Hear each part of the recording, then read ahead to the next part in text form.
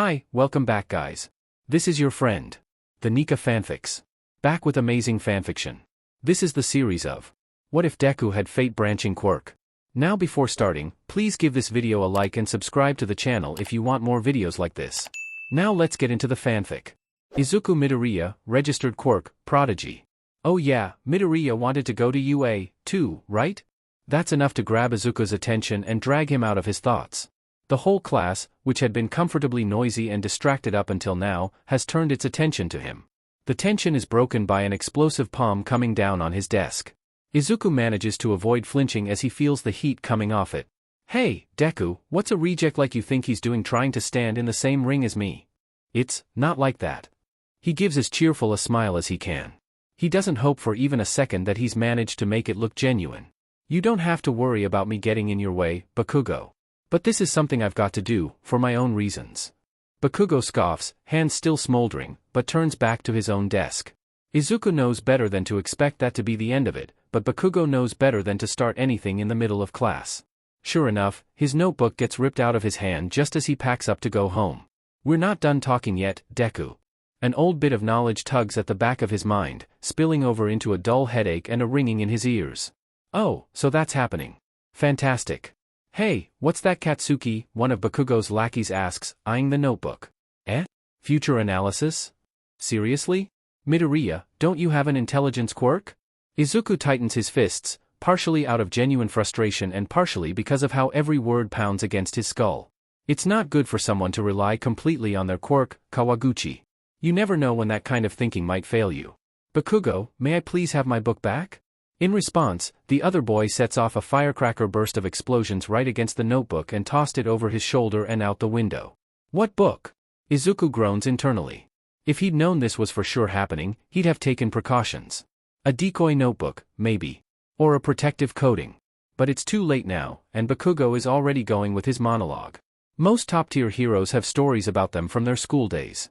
When I make it big, I want the shine of being known as the only student to get into UA from this middle-of-nowhere junior high. I mean, I am a perfectionist, after all. He reaches over and puts a smoking palm on Izuku's shoulder. So anyway, don't bother applying to UA. Got it, nerd? Izuku hardly hears the taunts of Bakugo's lackeys over the roaring in his ears as they walk away. He hears what comes next, though. If you want to be a hero that badly, there's a quick way to do it. Believe you'll be born with a stronger quirk in the next life, and take a last-chance swan dive off the roof.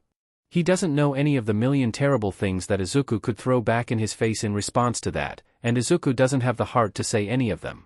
Instead, he mutters under his breath, if only you knew. What was that? I said good luck on becoming a hero. I hope you become a great one. I can't believe he'd seriously say that. Izuku thinks to himself. Doesn't he? No, of course he doesn't realize the damage that sort of thing can do to a person. Maybe someday, but not yet. That doesn't make it okay, but his migraine has mostly faded now. The way his ears ring and hands shake has nothing to do with that. He keeps his head down and face hidden with a ball cap and medical mask as he walks, keeping slightly to the shadows and side streets, eager to avoid drawing any kind of attention to himself. A bad habit, he tells himself, but not one that he's ever seriously tried to unlearn in all the years he's had it. He slips into a shaded underpass, too lost in thought to notice the faint rumbling in the pavement below his feet. The manhole cover explodes open, and he's pinned down by sludge almost before he realizes what's happening. Choking mucus forces its way past his mask and down his throat. His eyes water as he tries in vain to cough it out. Oh, my, a perfect hiding place just for me. You're my hero, gloats the villain. Izuku has some choice words in response to that, but he's a little too preoccupied with not being able to breathe to say them.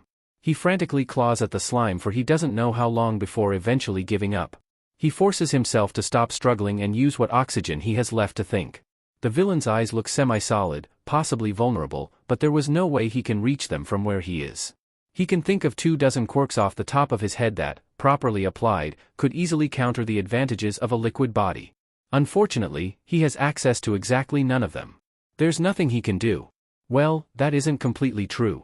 There's still one trick still up his sleeve, a trick that he swore years ago he would never use again. As his vision starts to go black, he realizes that his past self was a filthy liar. A single thought takes over Izuku's mind, I wish I had taken a different way home.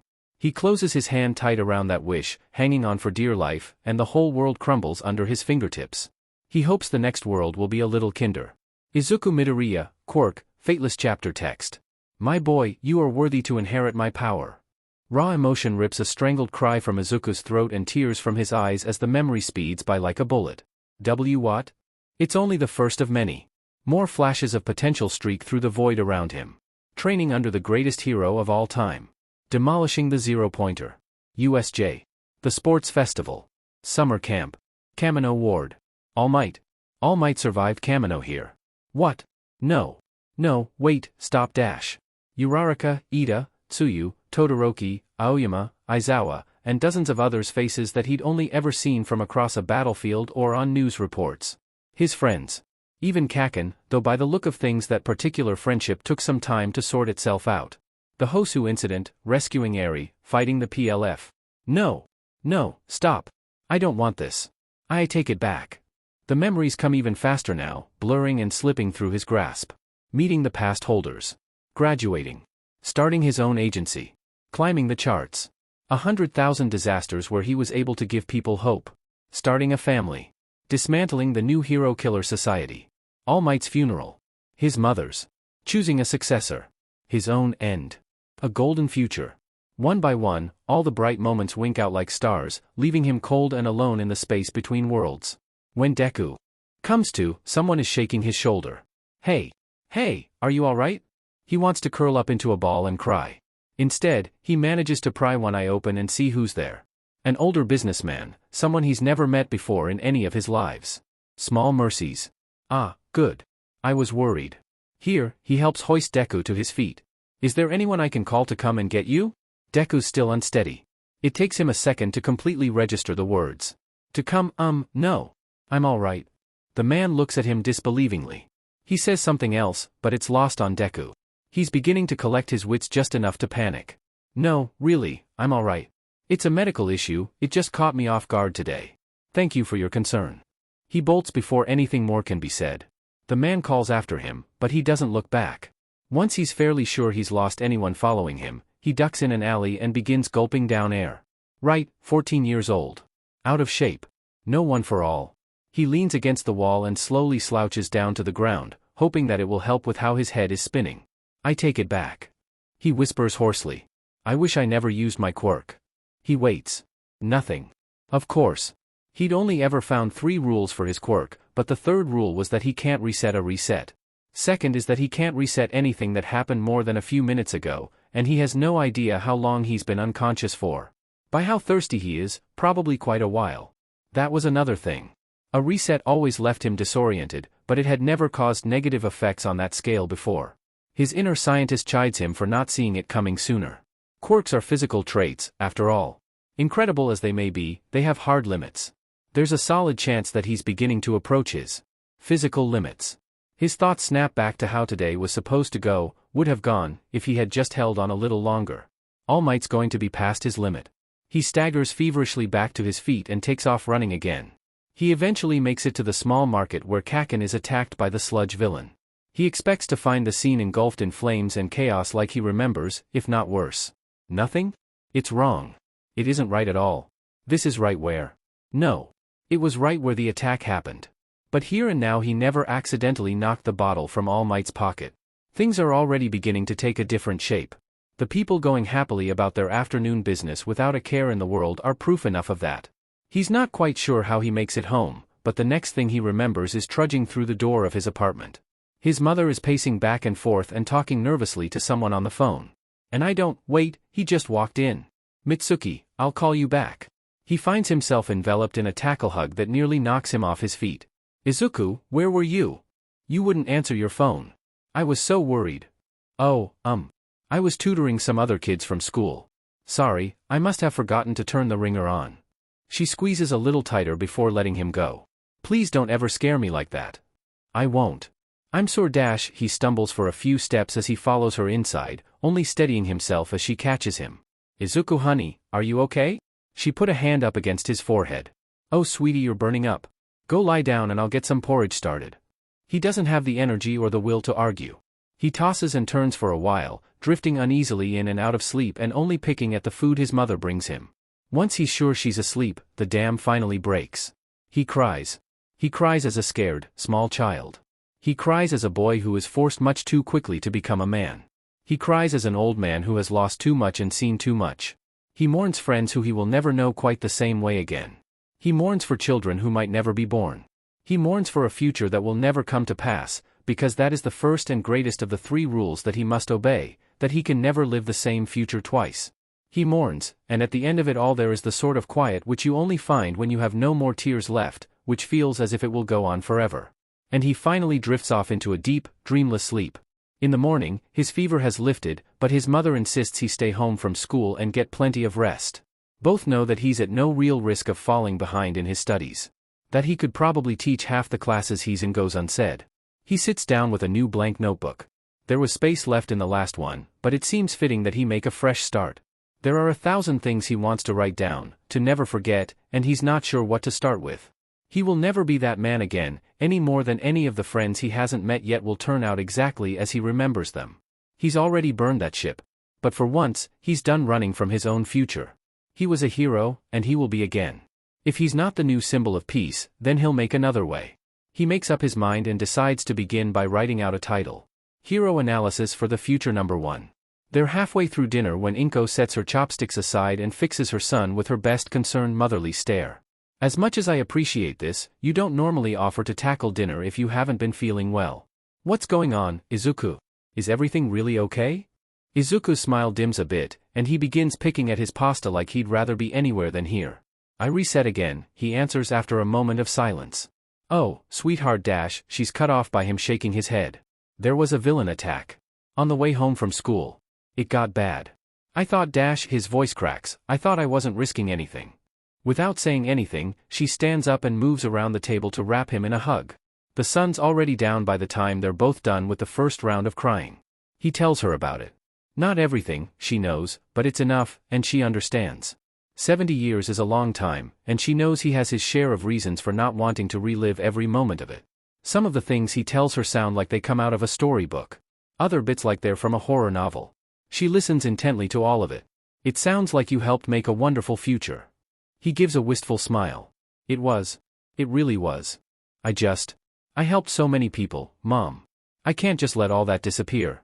And I know that it's dangerous, but I have to try, and I have to get in close to action if I'm going to make it work. I have to make it into UA again. Her heart aches as she tries to figure out how she's supposed to respond to that, after everything he's told her. I don't like it, Izuku. But dash. It's her turn to cut him off with a shake of her head. I don't like it, but I understand. I promised, back when you first told me why you needed to become a hero, that I'd support you. If I'd known that this is what it would lead to, maybe I wouldn't have, but I did, and I'm going to stick to that. But I want something from you in return. She can tell he's hesitant, but he nods for her to continue. You said that when you were there, you made a promise to me that you'd be careful if I let you keep being a hero. I want you to make that same promise to me now. Do what you think you have to save them, but no unnecessary risks. I can do that. I promise. Good. If you're doing this, is there anyone that you can get help from? He clasps his hands in front of himself, thinking. Maybe. The list of people who'd be ready and able to help a time traveler is pretty short, but there's a couple that I can think of. I know where they'll both be next year, but it'll take some time to track them down this far back. In the meantime, the most I can do without drawing too much attention is some well-placed hints in the right places. She gives him the most encouraging smile she can, given the circumstances. Then let's start there. When Naomesa's cell rings, he has to fumble with his pocket for a few seconds before pulling it out. He doesn't recognize the number, but he can spare a minute. Hello, Tsukachi speaking. Ah, Tsukachi. The voice on the other end is gruff but high-pitched, like a child trying too hard to sound grown up. I'm glad I still had your number. It's been too long. Who is this? It's Yamakumo. Ping Eli right off the bat. He's half tempted to hang up. I'm a good friend of Toshinori Yagi's. That gets him to sit up straight, not only because of who that name belongs to, but because the person on the other end actually means what they're saying this time. Is everything all right? There's a chuckle on the other end. He's not in any trouble, if that's what you're wondering. I need to ask a favor of you. I'm listening, he says, grabbing a notepad. In the past few minutes, the Ida 10, Fat Gum, Eraserhead, and Night Eye Hero offices have received calls from this number directing them to identical dead drops located near their agencies. All the information contained in them is true and accurate. What is this, a bad spy novel? What information? What does this have to do with Toshinori? It doesn't, unless he gets involved. But I need someone trustworthy to vouch for my information. Who better for that than the upstanding police detective with a direct line to the symbol and a lie detector quirk that works over the phone? Naomesa's pen comes to a screeching halt. It feels like someone just injected ice into his spine, because even if this person somehow knows him through All Might, he's never mentioned that part of his quirk to the man before. Who are you? Me? I'm just a concerned citizen. Ping, remember what I said about my intel. True and accurate. I'll be in touch if I learn more. Wait dash. The person on the other end hangs up before he can ask more. He quickly checks the call history and runs the number. It belongs to a train station payphone in Mizurufu. He picks up his phone again, this time to send a call of his own. It rings twice before the man on the other end picks up. Tsukachi. How are you doing today, my friend? All Might. It's good to hear from you. Well, I've actually got a mystery I was hoping you could help me solve. Tensei has been in the hero business for over a decade, but he still has to admit that he's a bit starstruck to be walking into the Night Eye agency. He's not in the spotlight much, but he is the former sidekick of All Might, and went on to open one of the most successful investigative agencies of its size in the country. He would have loved to tour this place as a kid, but there isn't much time for that sort of thing today. As he enters, he hears a bout of wet coughing from behind him and holds the door. The older man ducks his head in thanks as he follows Tensei inside, tucking a handkerchief back in his pocket. Thank you very much. Are you Ingenium? I am, he replies. Are you also here for the meeting? Ah, yes. The man gives a sunshine smile that seems entirely too big for his skeletal frame, fishing a card out from his pocket, offering it to Tensei with both hands. My name is Toshinori Yagi. I'm All Might's secretary, and I'll be representing him today. Tensei is silently glad that he's wearing his helmet, because he can only imagine what his face looks like right now. This whole thing just rose very, very high above his pay grade. They're both quickly greeted by a sidekick who introduces himself as Centipeder before showing them to the agency's spacious meeting room. The other four are already there. He recognizes Fat Gum and Night Eye, and Aizawa he remembers from UA, even if they were in different classes. A hasty introduction gets him acquainted with Night Eye's other sidekick and Detective Tsukachi. After that, it's right to business. Now, we've all already confirmed that the information left for each of our agencies last week matches up, but as Mr. Yagi and the All Might Agency were not given the same information, we've compiled the key points, begins Bubble Girl, firing up the projector. The Shai Hasaikai are a known villain organization, one of the last remnants of organized crime in Japan from before the rise of superhuman society. However, their size and use of quirks in their crimes is limited, so they're only recognized as a minor villain organization by the Hero Commission. She flicks to the next slide. First and foremost, among the information given to us is general information on the organization.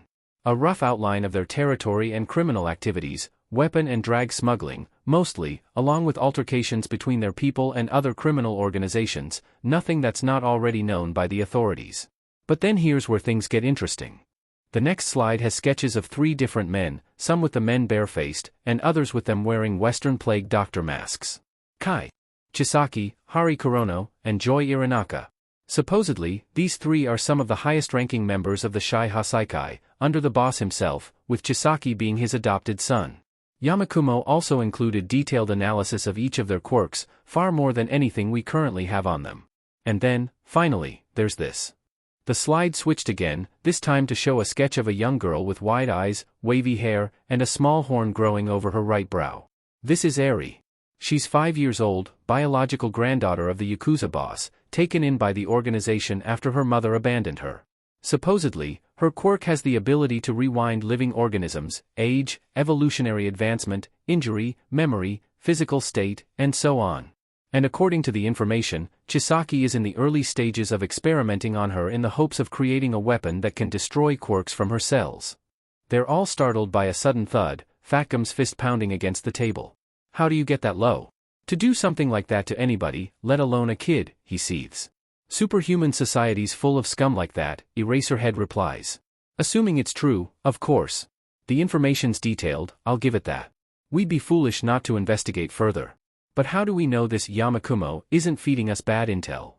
For that question, I'd like to turn things over to Detective Tsukachi, Night Eye says. The detective shuffles some papers, then begins. Shortly after he contacted your agencies, I received a call from Yamakumo. During that call he told me that all the information he shared with you was, in his words, true and accurate. My quirk allows me to detect when someone is verbally lying, even over the phone, and in that case, he believed what he was saying. In fact, the only 2 lies he told me were about his name, and when he replied that he was just a concerned citizen when I asked him who he was. Does your quirk filter for mistaken information? Eraserhead asks. If not, we could be dealing with a conspiracy theorist, or he could be delusional. It's possible, Tsukachi concedes, but there's more. I've worked very closely with All Might on several investigations in the past. Thanks to certain extenuating circumstances, I was at one point filled in on his true identity. Yamakumo knew it, too. The room goes silent. All Might's identity isn't quite on the level of a national secret, but it's up there. Tensei certainly has no idea who he is, and he's one of the most well-networked heroes in Japan outside of the top 100 or so.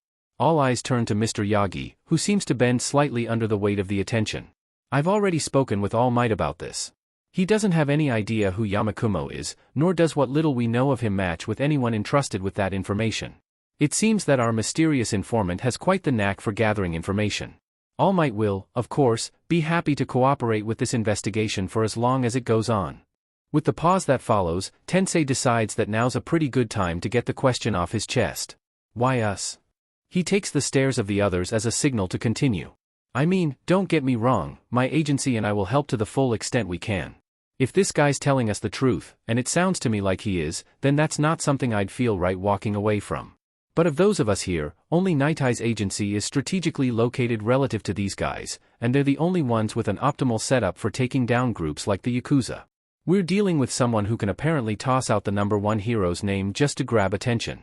So, if he had his pick of anyone, why us? What's Yamakumo's game here? In my case, Fat Gum says, it's probably because I used to tussle with those kinds of guys back in the day. Drag smugglers and the like. Night Eye steeples his fingers. Regardless, it's a fair question, one of many I'm afraid we don't have the answers to. Bubble Girl, would you please pull up the photo? The image changes again. This time, it's a grainy still taken from a security feed. One of the figures is zoomed in on. They're short, though not drastically so. Oversized winter coat. Baseball cap. Medical mask. Sunglasses. This is the clearest image we have of the person we believe to be Yamakumo. Unfortunately, if that's true, it seems that he's taken extra precautions to protect his identity. Night Eye looks around the table at each of them in turn. Gentlemen, if we're all in agreement, then it looks to me like we have a new pair of investigations ahead of us. The first into the activities of the Shai Hasaikai, and the second to answer the following questions. Who is Yamakumo, and what, exactly, is he up to? Izuku takes another gulp of his black coffee and green tea with a few shots each of caramel syrup and espresso. It's an incredibly cursed combination that he's taken to calling the Black Whip Special, and no, he will not be taking criticism. He's several centuries into developing his caffeine habits and nobody is going to stop him now. He acquired this monstrosity of a beverage at a specific cafe for 2 very specific reasons. The first is that the owner of that cafe is a very kind older gentleman who doesn't question Izuku's life choices and occasionally offers him baked goods to sample. Izuku's also 90% sure he's immortal, at the very least he's never seen the man age at all in 2, or was it 3, different futures, so maybe that's 3 reasons. The other reason is that the cafe is very conveniently located near the neighborhood that he's been staking out on weekends and after school for the last month. Or, if you want to be specific about it, the various hardware and convenience stores around the neighborhood. He's almost managed to track down his other candidate, but he needs to get this person on board before moving forward. Whatever the team he puts together for the shenanigans coming over the next few years is going to end up looking like, it's going to need a backbone. Luckily, he knows someone with the right mix of know-how and adaptability needed to fill that role. Unluckily, he has to find her first, and she's always the kind of person who's more likely to go on a tangent about her contingency plans and code words for if she encountered time travelers, lucky him, than something inconsequential like what middle school she went to. Hence, the stakeout. His persistence pays off when he finally catches sight of a familiar face charging into the hardware store. He folds up the newspaper he's been reading and polishes off the last of his drink before tossing his styrofoam cup in the trash. When he sees her exit the shop with a bag full of machine parts, he strolls up, waves cheerfully. "Hello, miss. I was wondering, would you happen to know anyone around here who could help me with support form T2? Handsom's in his face and gripping him by the shoulders in the time it takes him to blink. You're serious? The glint in her eyes reminds Izuku of how a mad scientist looks when examining a particularly promising lab specimen, which causes part of his brain to immediately begin reassessing whether or not this part of his plan falls under unnecessary risks. He nods, which is apparently enough for Hatsum because she begins dragging him down the street by his arm. Wait, where are we going? Where else? My home base. As it turns out, home base is a literal description. Hatsum's house is huge. Not Yamamo level huge, but enough to still be impressive. Izuku racks his brain trying to come up with what her parents do for a living. He's sure it must have come up at some point, but the only family he can remember Hatsum talking about regularly were her babies, invented or otherwise. The front door slams inwards as Hatsum barges in. Izuku follows her a bit more warily, keeping eyes peeled for anything that looks ready to explode, ignite, or apply hydraulic pressure. Instead, he's treated to a flurry of activity in the form of 4 or 5 children younger than himself running around.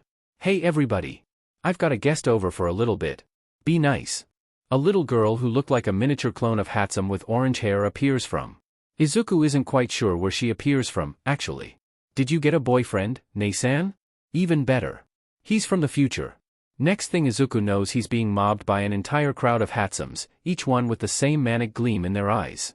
Eventually, the Hatsum manages to extract him from the troop of her siblings and shove him into a bedroom full of half-assembled machines and electronics before slamming the door behind her. There's more of them. At least 6. He planned for one Hatsum. And now all of them know he's from the future. Okay, breathe. The oldest of them is what, 12? Maybe? Who's gonna believe a 12-year-old if they start talking about someone being a time traveler? He decides, for the sake of his sanity, not to focus on the fact that his entire plan hinges on certain people believing a 14-year-old when he talks about exactly that. Hatsum is practically bouncing up and down. So, time travel. How does it work? What's the future like? Were you able to bring back anything with you? Are my babies really famous? You seem really young, why'd they send you back? Ooh, is there some kind of apocalypse? Izuku can't help but think she's asking that last bit with way too much enthusiasm. Whoa, one thing at a time. It's not a physical thing, so no, I don't have any future tech for you. She frowns at that but motions for him to continue.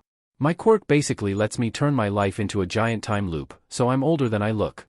And in the loop I know you from, you did some support work for the current #1 hero, so yeah, you get pretty famous there. That causes her to brighten back up. Yes. So, what's our plan? What, you're in? Just like that? She rolls her eyes. You knew my secret code. I'm not dumb, I know that most people think having stuff like that is pretty pointless. That's not the sort of thing that's likely to spread beyond the person I told it to, and if I told you then that means we were friends. I'm not gonna risk life and limb for you or anything, but yeah, I'm in. He blinks, taken aback. He's never disliked Hatsum, beyond some mild annoyance and fear for his own safety, but the most he'd ever thought of her was as an acquaintance and coworker.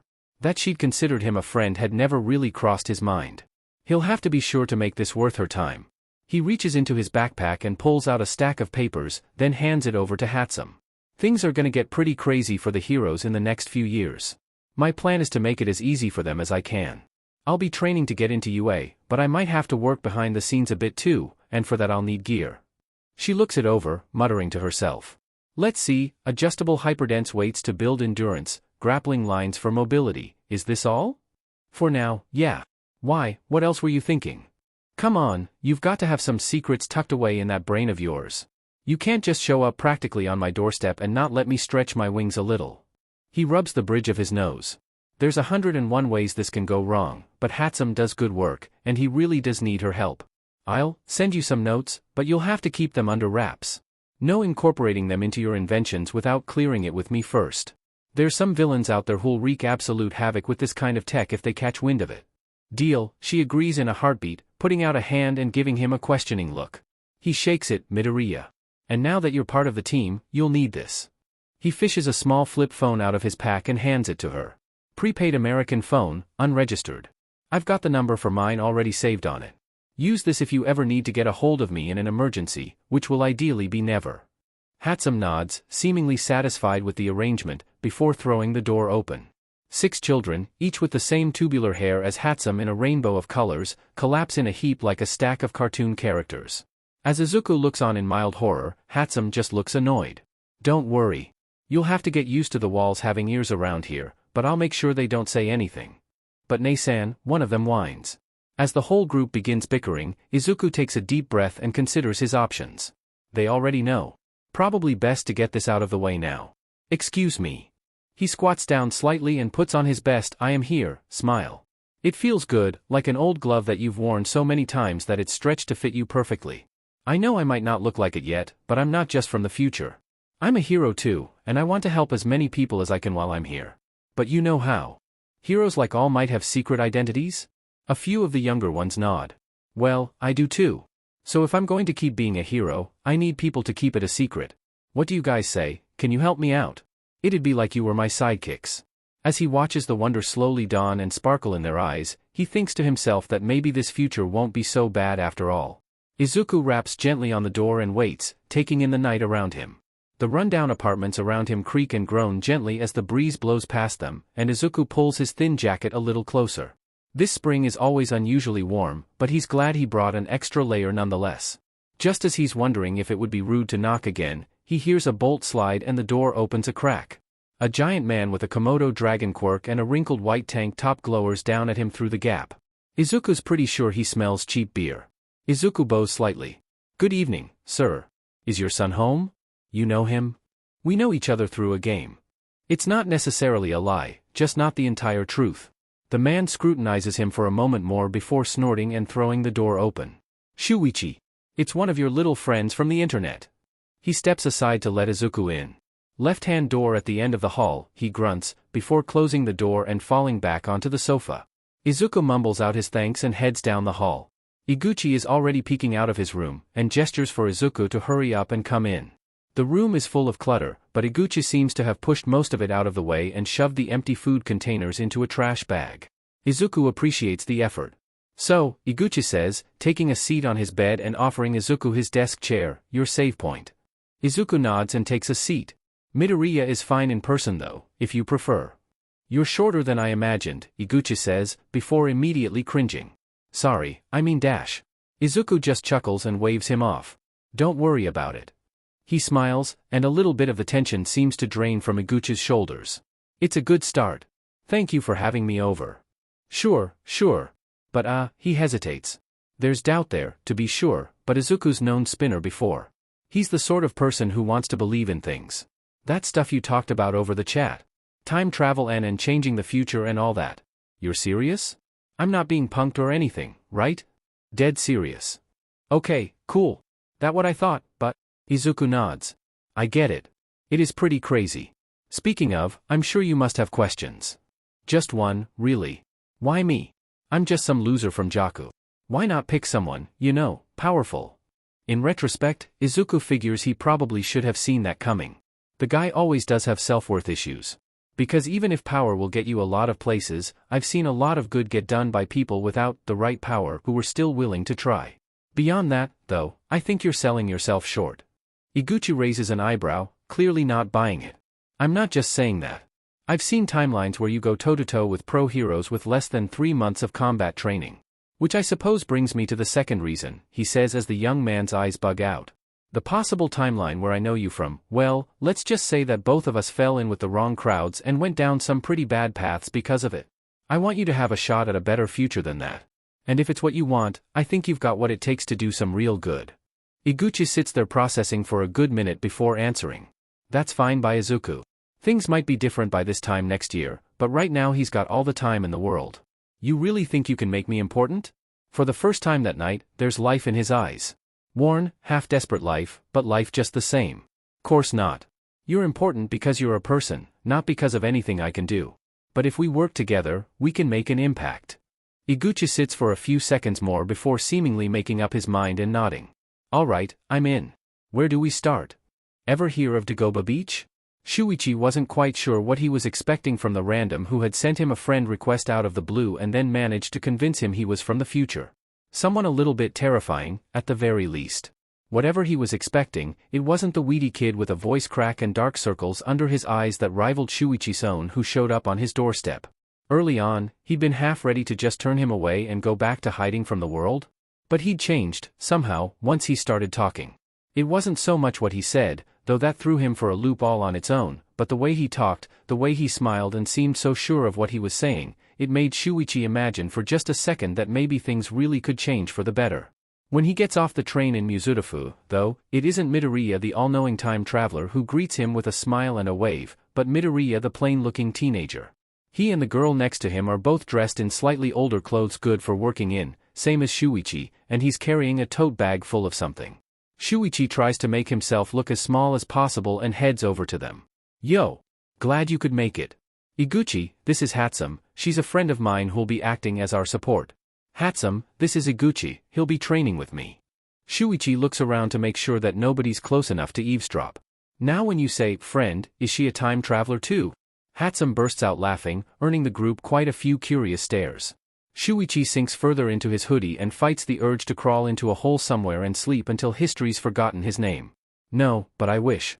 I've been trying to figure out how to make a baby that can do something like that for years. Shuichi shoots a startled look at Midoriya, who is suddenly very eager to clarify that part of Hatsum's vocabulary for him. But anyway, he says, turning to her, I already told you that time machines aren't a thing. They're not a thing yet, she counters. As soon as I can crack the code, they'll always have been a thing. The exasperated look on Midoriya's face tells Shuichi that this is far from the first time they've had this exact conversation, and it's probably just as far from being the last. Shuichi's jaw drops when he sees what Midoriya expects them to tackle. I thought you said we were starting training by cleaning a beach. You didn't say anything about a scrapyard. Midoriya just fishes out 3 pairs of rubber work gloves from his bag and passes him one. Sorry. We've got to condition our bodies before we start going into the real heavy stuff, and this is what I've got. You might hate me by the end of the year, but I promise it's effective. Besides, there's plenty of parts here that Hatsum can salvage to use for gear. Glancing over, Hatsum does in fact look like Christmas just came early and they're about to break into Santa's workshop. Wait, you're expecting us to be able to clean this entire beach in half a year? How the hell are we gonna do that? We don't even have a way to move half this sheet out of here. Language. And I wouldn't worry about that too much. Someone will be coming along in a week or 2 to help us with that, and we can work on the small stuff in the meantime. It's better to start small, anyway. It'll be months before Shuichi realizes that Midoriya never actually said he asked anyone to come help them. I still can't believe you didn't tell us that your older sister is Rei Hatsum. The Rei Hatsum. I don't get why you're making such a big deal about this. Why am I dash? Iguchi throws up his hands in exasperation. She's only one of the most famous cosplayers in all of Japan. She's done big stuff at Comiket, the World Summit, Nico dash. Hatsum scrutinizes him. Stalker, she teases. What? No. She's just really cool. Stalker, she sing-songs. And as a younger sibling I'm contractually obligated to deny any and all comments on my friend's parts that my sister could possibly be cool. The whole affair quickly devolves into light-hearted bickering, and Izuku sighs as he hefts the rusted remnants of what he can only assume was a toaster into his wagon. He puts on his best, disappointed grandpa voice. Children, please, behave. It has the intended effect in the sense that they stop arguing. Unfortunately, it's because they're now too busy laughing at him. Admittedly, that probably would have worked better coming from someone with actual adult vocal cords and not someone who's just trying to beat PBRTY for the 5th time. Oh, man, Iguchi wipes tears from his eyes. That reminds me, how old are you actually, Midoriya? I know you mentioned that time travel does weird stuff to aging, so you're really, what, 80? Wow, rude. Kids these days. Didn't their parents teach them better than asking people's ages? Still, these are his friends, so he supposes he can indulge them. I'm whatever you get when you load a 15-year-old brain up with a little over 300 years of lived experiences. If you ever figure out whether I'm older or younger than I should be, let me know. I've been trying to puzzle that one out for decades. He turns away from them and goes back to loading his wagon. If we count everyone, I've had 6 children and 13 grandchildren. Farthest I ever got in a single branch was 91 years old. When he doesn't hear any response or activity from the other 2, he looks back to find them just staring at him. Holy sheet, Iguchi whispers almost reverently. Hatsum nods in agreement. He's not just old, he's old. He's practically a mummy. Language. And that's mummy-sama to you. I'm still plenty spry enough to dash. He cuts himself off as he hears some of the rubbish crunch and shift under someone's movement. No, wait, 2 someone's. He holds a finger to his lips to signal for the others to be quiet, and peeks around the nearest mountain of junk. It's just enough to catch sight of 2 familiar heads of blonde hair, and he can only half suppress the smile that tries to spring to his face. All Might and Mirio seem surprised by the sudden appearance of 3 strangers, but the younger man recovers quickly with a bow and a wave. Ah, good afternoon. Sorry if we're interrupting something. not at all. The three of us are just using this place for some exercise and training, and we thought we'd do some cleaning while we're here. Not much we can do about the big stuff, though. Anyway, we'll do our best to stay out of your way." The two heroes glance at each other, and Izuku wishes he could hear the silent conversation he knows is going down right now. After a moment, All Might nods and breaks the silence. "Actually, I was hoping to help Togata here with just that. I have a truck that could help with clearing out some of the heavier things. With that in mind, would it be all right if we joined you?" "Of course. I'm Midoriya, this is Iguchi and Hatsum." He offers out a handshake. All Might takes it, hand firm and steady despite appearances. "I'm Yagi, and as I said before, this is Togata. If you don't mind my asking, what are you training for?" Izuku grins. "We're gonna be heroes." Once All Might and Mirio join the crew, and especially once summer break hits, the cleaning begins in earnest. It's still a grind, but the work that would have taken him over 9 months on his own is disappearing into nothing behind his eyes. Having the familiar faces there is also a bittersweet blessing in its own right. They might not be the exact people he knows, but right now any differences are so small as to be inconsequential. Even in his civilian identity, All Might radiates a quieter version of the sureness and peace that always follows him. Mirio, hero hatchling that he still is already beginning to show the shape of the number one hero he becomes in so many timelines. It's comforting to have them around, like Izuku's finally got solid ground under his feet after months of treading water. He can tell that he's not the only one their presence affects, either. For all that his loud mouth hides it, Iguchi is still unsure of himself. The younger boy seems to see something of Tamaki in him, and surely but ever so slowly lures him out of his shell. More than once he's stumbled upon Hatsum happily talking All Might's ear off about the latest advances in support equipment, while he politely nods and soaks in every word. So far, he's been presenting himself as a long-retired minor hero, which Izuku thinks he would buy easily enough if he didn't already know the truth. He does wonder what kind of alias Ford Torino is supposed to be, though, even if he did probably have to come up with it on the spot. Mr. Yagi calls him one morning in the middle of September to let him know he's not feeling well enough to make it that afternoon. He's sorry for the short notice, and will the group still be able to meet without him? Izuku hides the worry in his voice when he replies that yes, they will be fine, and he hopes he feels better and to please let Izuku know if he needs anything. His worry lessens considerably. In fact, it's almost impossible for him to keep a straight face when, in place of Mr. Yagi, All Might shows up in the flesh to encourage and commend the future heroes who are doing such a wonderful job helping their community. He has an even harder time not bursting out laughing when Iguchi shows up the next week wearing a brand new All Might hoodie. It's nearing the end of October, and Izuku's hot and sweaty from exercise despite the crisp air. He sits down with his back against the seawall to catch his breath and get some water out of his bottle. All Might is spotting Iguchi and Hatsum as they lift a couch into the back of his truck. They've finished everything but this final stretch, and the beach looks amazing. The public response has been slow, but a few people have already begun to show up before the weather really gets too cold to enjoy the area. "So, you think you're ready?" Mirio's voice shakes him out of his thoughts as the boy takes a seat on the ground next to him. "Oh, Togata. Ready for what?" You said that's what you're training for, right?" "Ah, well yeah. I don't think I'm ready yet, so I'll keep training, but this was definitely a good start." "Yeah," he surveyed the beach. "We really did a good job. Hey, now that I think of it, I came here because Mr. Yagi suggested it, but what gave you the idea to clean the beach in the first place?" "Well, it needed cleaning, didn't it?" Mirio stares at him in shock for a second, then laughs. "You'll make a good hero, Midoriya." "Thanks, you too. I bet one day they'll call you the brightest hero, Lemillion, or something like that." "Ah, you're just being nice. Not that I don't appreciate the compliment, but there's a lot of people out there who are gonna shine brighter than I will." We'll see. What's on your mind, Lemillion? You've been quiet this whole patrol." The young hero snaps from wherever he's been back to reality and gives a slightly sheepish smile. "Sorry, sir. I was just thinking about someone I met while training with All Might. He reminds me a lot of you, actually."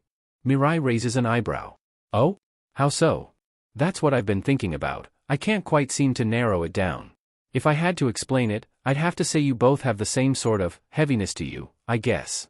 "Is that so? Maybe I should go on a diet."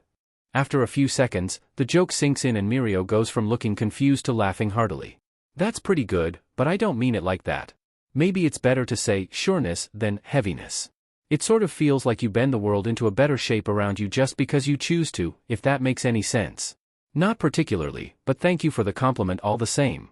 Maybe you can introduce the two of us someday." "I'd like that." "Oh, I know. He said he's applying for UA. If he gets in, we should offer him an internship. On thing at a time, though I'll certainly file that under advisement. They arrive back at the agency, pushing open the glass doors to find Toshinori there waiting for them. All Might, you're early. A bit, yes. I finished my patrols for the day and decided to come straight here rather than risk being late.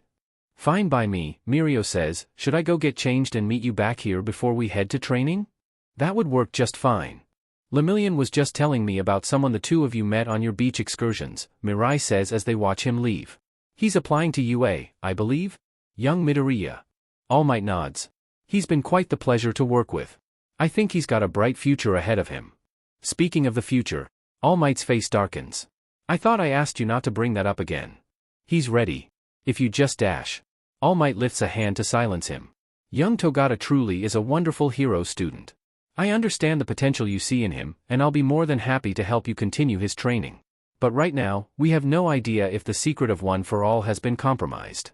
While Yamakumo seems to have the best intentions, we know almost nothing about him, and I won't take the risk of making this power a burden for him. You're not to mention it to him. That's my final say on the matter. Izuku knocks on the door and waits. A minute later there's scuffling on the other side, and a boy and girl who are both very emphatically 10.5 years old open the door for him. Kichiro, Mika, good afternoon. Is your sister around? Kichiro steps out of the way so he can come in out of the cold, shaking his head as he does. She went out on another parts run. Something about that secret weapon you've got her working on. No explosions yet, I hope. Just one so far. She's been being really careful with it. Izuku grunts. All things considered, that's pretty good. Possibly a record when it comes to something this complex. Oh, Papa said to send you to the kitchen if you came by today, Mika piped up. Ah, thanks, I'll head that way then, he says, ruffling her hair. Somewhere in the house, someone is playing the piano. If he had to guess, that's probably little Haruki. Out of the whole family, she's got the greatest talent for and fascination with music. Over the course of the past few months, he's learned to roll with and even appreciate the happy chaos that seems to come with 7 exceedingly intelligent and energetic children being home educated under the same roof. Seeing as he was already far past the point of being able to keep a perfect secret, he already bit the bullet and filled in Hitomi and Noriaki Hatsum in on the basics of his situation months ago. He'd expected to have to scale back his plans at the very least, if not find a whole new equipment supplier. Didn't Denki have a sister in the support department? However, both parents turned out to be very enthusiastic about the idea of their daughter training under a time traveler with experience in both the heroics and support fields. He's glad they have such a high opinion of him, but he's not entirely sure whether he should be thankful or worried that Hatsum comes by her eccentricities honestly. In either case, their help and the use of their backyard for training has been invaluable ever since they finished up the beach. Cleanup. Today, Noriaki has light violet skin accented by a crisp white dress shirt and turquoise eyes and hair. Hot coffee's in the pot on the counter, he says, taking a sip from his own mug before turning the page of his newspaper. You're a hero and also a saint, Izuku says without even a hint of irony. Glad you think so. Repay me by telling me this week's lottery numbers? Izuku grins, starting to spoon sugar into his coffee. You know it doesn't work like that. But you might keep an eye on the news coming out of Yamagata Prefecture. There's a rookie hero named Skylight who operates up there who's probably gonna get big in the next few months. It's a sort of game they play. Mr. Hatsum asks him something that could potentially destabilize the timeline, and Izuku instead gives him a piece of harmless knowledge that the hero marketer turned house husband should find interesting all the same. Good, wholesome fun. Worth a shot, he says, shrugging. And I'll keep that in mind. They chat for a bit longer before they hear the door open and Hatsum blows in on a gust of cold air, cheeks flushed and carrying several bags full of electrical parts. Ah, good, you're already here. Come on, I want you to check my progress. He follows her to her room and workshop, taking a moment along the way to check the samples he has incubating under a heat lamp. 5 of them seem to be coming along nicely, with the 6th looking a bit wilted. He'll probably have to scrap that one. It's a shame, but still better than he had hoped for given that he's basically having to jury-rig everything rather than doing this in a lab. Tada! Super Special Order Babies 1 and 2. Hatsum declares, wheeling out 2 mannequin busts covered in parts and wires. Probably borrowed from her mother. Isn't Kaken's mother a fashion designer too, or is he getting her mixed up with someone else? Is there some sort of grand temporal pattern where his friend's parents are all into fashion? Something to tuck away for later. We'll have to wait a couple weeks for the last bits to finish developing before we can test them, but you did good. Real good. When'd you last sleep? Recently. Recently only counts if it's within the last 48 hours. Slightly less than recently. He tosses a pillow at her. 24 hours. No inventing. No tinkering. No working on designs. She gives him a pitiful, offended look, like a cat who can see the bottom of her food bowl. Unfortunately for her, he built up an immunity to that sort of thing long ago. If you want a part in thins, you've got to take care of yourself. That's the deal. I'll be by this weekend to help with some of the final wiring. Fiyin. I'll see you then. After waking up from a 12-hour crash, Mei sits downstairs in the kitchen, eating leftover curried rice her parents saved her. Has she mentioned how much she loves her parents? She loves her parents, while she sketches out designs in her notebook. What? Inventing is what she lives for. So far, she hasn't been able to get Midoriya to let slip anything about next year's class beyond one of them having an engine quirk, and she's already got a generalized cooling baby that she can probably adapt for that. That leaves her stuck working on generalized equipment for the support course entrance review, unless she flips to a clean page and begins on some rough sketches. Normally for hero costumes, you'd want something eye-catching, but vigilantes and underground heroes have the opposite goal, stealth and anonymity. Theoretically you could go for something that does both at once, like Edshot's early outfits, but he had the benefit of being able to avoid damage and attention by extending himself out. Midoriya and Iguchi are going to need some more practical protection than that, even with their ace in the hole. The end result is full of clean lines. It's not so tight that it'll prevent their mobility, but it won't be getting caught on anything either. Hoods and masks to protect their identities, Iguchi's is curved out a bit to accompany his snout. She's even managed to shrink down the steel boots and air funnels Midoriya asked for and work them in. She'll probably still need to get Mama's feedback on what kind of fabric would be best. It's not until Yuna walks into the kitchen blinking the sleep out of her eyes that she looks around and realizes that the sun's already come up and her rice has gotten cold. Ah, well. The greatest inventors should be ready to do whatever it takes to meet the needs of their clients, and what Midoriya doesn't know won't hurt him. Go beyond, plus ultra. The sound of running feet and children laughing is music to Inko's ears. She wouldn't trade what she has with Izuku for the world, but she does sometimes wonder what things would be like if she and Hisashi had tried for one or two more. She's not a lonely person by any stretch of the imagination, but she's grateful all the same for the Hatsums inviting her and giving her an excuse to get out of the house for the holidays. After a bit, she wanders over towards the side of the living room where Iguchi is doing his best impression of a pot plant, save sipping on his punch ever now and then. Not much of a party person, I take it? Ah, yeah, I guess. He looks into his cup and swirls his punch around. Never been to many parties, really. Well, there's no shame in that. They both silently take in the chaos around them. Mrs. Hatsum seems to be trying to corral a laughing Mei and a somewhat flustered Izuku under a sprig of mistletoe with no success. I've been meaning to thank you, she says at last. The young man starts and looks over at her. What did I do? You were there for him. Whatever brave face he puts on for the rest of us, my son has not had an easy life. There's not many people that he can call his friends yet. She takes a sip of her own drink and reminisces. A decade ago, my little boy went somewhere, and I couldn't follow him. But you could, and you have. So, thank you for watching out for him. Iguchi barks out a startled laugh. I should be thanking you and him. Before all, he gestures his hands around wildly. I was just empty. Now I'm actually going somewhere with my life, even if I think I might be a little crazy to be doing it. She giggles. I think we might all be, a little. If it helps, it is something you can get used to. I'll drink to that good news. He empties the rest of his cup. You know, I haven't actually told the others yet, but I think I'm actually on my way out of that hellhole. Oh? He nods. Found a little apartment in Narahata. It's not cushy or anything, and I had to take out a loan, but I'll be able to pay it off pretty quick, and it's better than where I'm at. There's a convenience store up there whose manager agreed to take me on. Well, I'm happy for you. Anything in particular that brought on the change? Only a few more months until stuff starts getting crazy, right? Figured it'd be better if I was a little closer. That's very thoughtful of you. I'm sure Izuku will be thrilled when you tell him. Speaking of, Izuku trots over to them. Sorry to interrupt, Mom, but can I borrow Iguchi for a second? Hatsum and I need him for something. Of course, the three of you go have fun. Hatsum drops the duffel bags down on the ground, the thin layer of snow making a satisfying crunch as they land. Ho, ho, ho, Merry Christmas. What's all this? Iguchi asks. Why don't you open that one up and find out? Izuku says, hefting his own box in his arms. Iguchi reaches down and slides open the zipper, pulling out something that looks like a sleek, matte gray astronaut helmet. It's got a voice modulator already built into it. Voices are probably less important to cover up than faces, but I wasn't taking any chances. Iguchi's eyes go wide as he realizes what she's talking about, and he scrambles to pull out a model jacket and pair of pants in the same dark gray as the helmet. Izuku opens his bag and finds a matching set. The fabric stiff, almost like thin cardboard, same as a lot of his old hero costumes.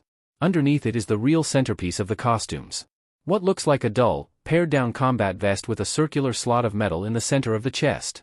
This, he says, holding it up, is a modular quirk overlay unit. It doesn't implant quirks so much as temporarily project one onto your body. One at a time only. Most people can't handle more than 2 quirks at once without risking brain damage. Can run for an hour tops, takes 3 hours to recharge. Iguchi's jaw drops open.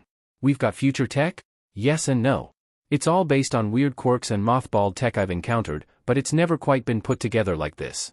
We've got 5 quirks to work with: close-range aerokinesis, muscle enhancement, radio hearing, one that disassembles man-made objects, and Hatsum's zoom. Hopefully, I can get us 1 or 2 more, but that's it for now. How'd you even get your hands on that sort of stuff? He asks, lifting up the vest to examine it closer. Hair samples, mostly. There's one more part to the costume. He passes the box over to Iguchi, who gingerly takes it and opens it up to reveal a shurnai. You said you used to do kendo as a kid, right? It's one of the reinforced ones they use in the real heavyweight leagues. We'll work out what other gear you might need as you refine your fighting style a little, but it should be good for you to start with. We're starting this soon? Yup, you're ready. Only question left is, where do you want to start? Hold on. This whole operation was your idea. Shouldn't you pick where we go first? I've got some ideas, but being partners isn't just for show. I trust your judgment. So, who do you want to help? Izuku watches as Iguchi's eyes begin to shimmer a bit. You guys, he rubs them on his sleeve. Alright, if we're doing this, I do have an idea. Shuichi leaps across the rooftops, strengthening quirk burning under his skin. He's glad that Midoriya made him take a few days to practice before they set his plan into motion. He'd assumed that controlling it would be like flicking a switch, and he'd been right. What he hadn't expected was his body feeling like it was trying to speedrun every growth spurt he'd ever had all at once the first time he turned it on. Ahead of him, Midoriya skids to a halt on the edge of the roof, putting up a gloved hand to signal him to wait. Looking into the alley below, there's no doubt that they're in the right place. Lady with an otter mutation being harassed by 4 guys in skull masks. The Animal Rejection Clan, or at least punks who've decided to follow their example by making themselves a nuisance and harassing people around his neighborhood. Some sort of blackness spreads up the skin on the neck of one of the thugs, and another one blasts the lady with some sort of blue energy from his hands. She flinches and screams, and Midoriya is already leaping down, kicking up a gust of wind in his wake. Shuichi is half a second behind him, running down the side of the building and aiming for the energy user. They're all startled, and a blast of air from Midoriya's hand knocks down the one with the bat before they can react.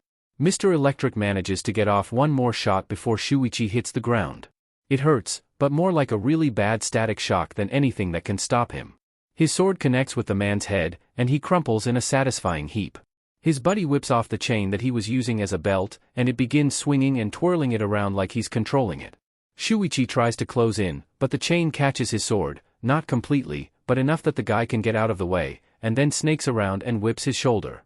He retreats slightly, and out of the corner of his eye he sees Bat Guy is back on his feet and dashing right for Midoriya, who's dancing around the guy who Shuichi is pretty sure where the rubber smell is coming from. On your left, he calls, voice coming out weird through the mask, but his warning's already unneeded. Midoriya is already twisting out of the way, and the bat whiffs the air where he was standing a moment before. With a roar of wind, Midoriya begins ricocheting off the walls of the alley like he's been shot out of a cannon. The next thing Shuichi knows, both Chain Guy and Rubber Guy are down and Midoriya is touching down on the pavement next to him. Looking around at his fallen buddies, Bat Guy reaches into his pocket and pulls out what looks like crumpled bits of paper before tossing them into his mouth. Well. Looks like we've got ourselves a couple of heroes to deal with. You bet you've got a couple heroes to deal with. Shuichi yells, hefting his sword. Don't take the bait, Midoriya gently cautions. You go high, I'll go low. Got it. Midoriya once again dissolves into a blur of motion and Shuichi charges Bat Guy. He intercepts his swing and tries to translate the motion into a shove. The guy barely budges, but it's enough that he doesn't see Midoriya coming from behind with a low roundhouse kick. The guy's leg twists just enough to knock him off balance, and he goes down on one knee. Shuichi brings down his elbow hard on the top of the guy's head, and with one more strike of his sword he's out. You hurt? Midoriya asks, fishing out some rope from a pocket on his belt. He shakes his head. Check on her and make sure she's okay while I take care of these guys. Oh, right, the lady. Somewhere in the middle of the fight, Shuichi had lost track of her. She sprawled out on the ground and pressed up against one of the alley walls, watching them with wide, frantic eyes. She tries to back away as he comes close, so he tries a different approach. He squats down and sets his sword far away from him on the pavement. Don't worry, miss. We won't hurt you. It's safe now. She doesn't visibly relax, but her breathing quiets a bit. It looked like one of those guys hit you right before we got here. Can you tell me if you're hurt anywhere? And no, she squeaks out. Okay, I'm glad to hear that. Is it alright if I come a little closer to help you up? She hesitates for a moment, then nods. Careful not to move too quickly, he helps her up, making sure she's able to stand alright on her own. It's usually better to have someone you can trust watch out for you a little while after something like this. Do you have a phone on you? Is there anyone who you can call to come and pick you up? Why yeah, my sister. Okay, good. If you'd like, you can step out onto the sidewalk while you call her. We'll make sure these guys don't make any trouble. He and Midoriya stay until she confirms she's getting picked up, then put in an anonymous tip to the police and book it. By the time they make it back to where they stashed their bags, his right arm is actually starting to hurt quite a bit. As he pulls off his jacket, he catches sight of a patch of reddish-brown. Ah, that's blood. His blood. Fantastic. You good? Shuichi shows him. I knew I got hit, but it just stung a little bit. Didn't know it did damage. Yeah, adrenaline'll do that to you. Lucky it's not too bad. Jacket probably took most of the blow. Hold up for a second. He reaches into his bag and pulls out a bottle of water, a handkerchief, a tube of something, and a roll of bandages. You sure you know what you're doing? I was a paramedic my first time around. Remind me I've still got to teach you some emergency medicine. He washes the cut off, applies some of the stuff from the tube to it, and wraps it up. That should take care of it. They've made it to the train just fine, having swapped out their costumes for exercise sweats. Midoriya has his eyes closed and his head leaned back. About how long do you think we were back there? He asks, quiet enough that if Midoriya is really asleep it won't wake him up. He cracks an eye open and looks over. Minute and a half. Why? Really? I dunno, it just felt like longer. Midoriya just shrugs. Drawn-out fights get more attention, but most heroes will try to finish a fight as quickly as they can unless they've got a quirk that specifically lets them outlast their opponents.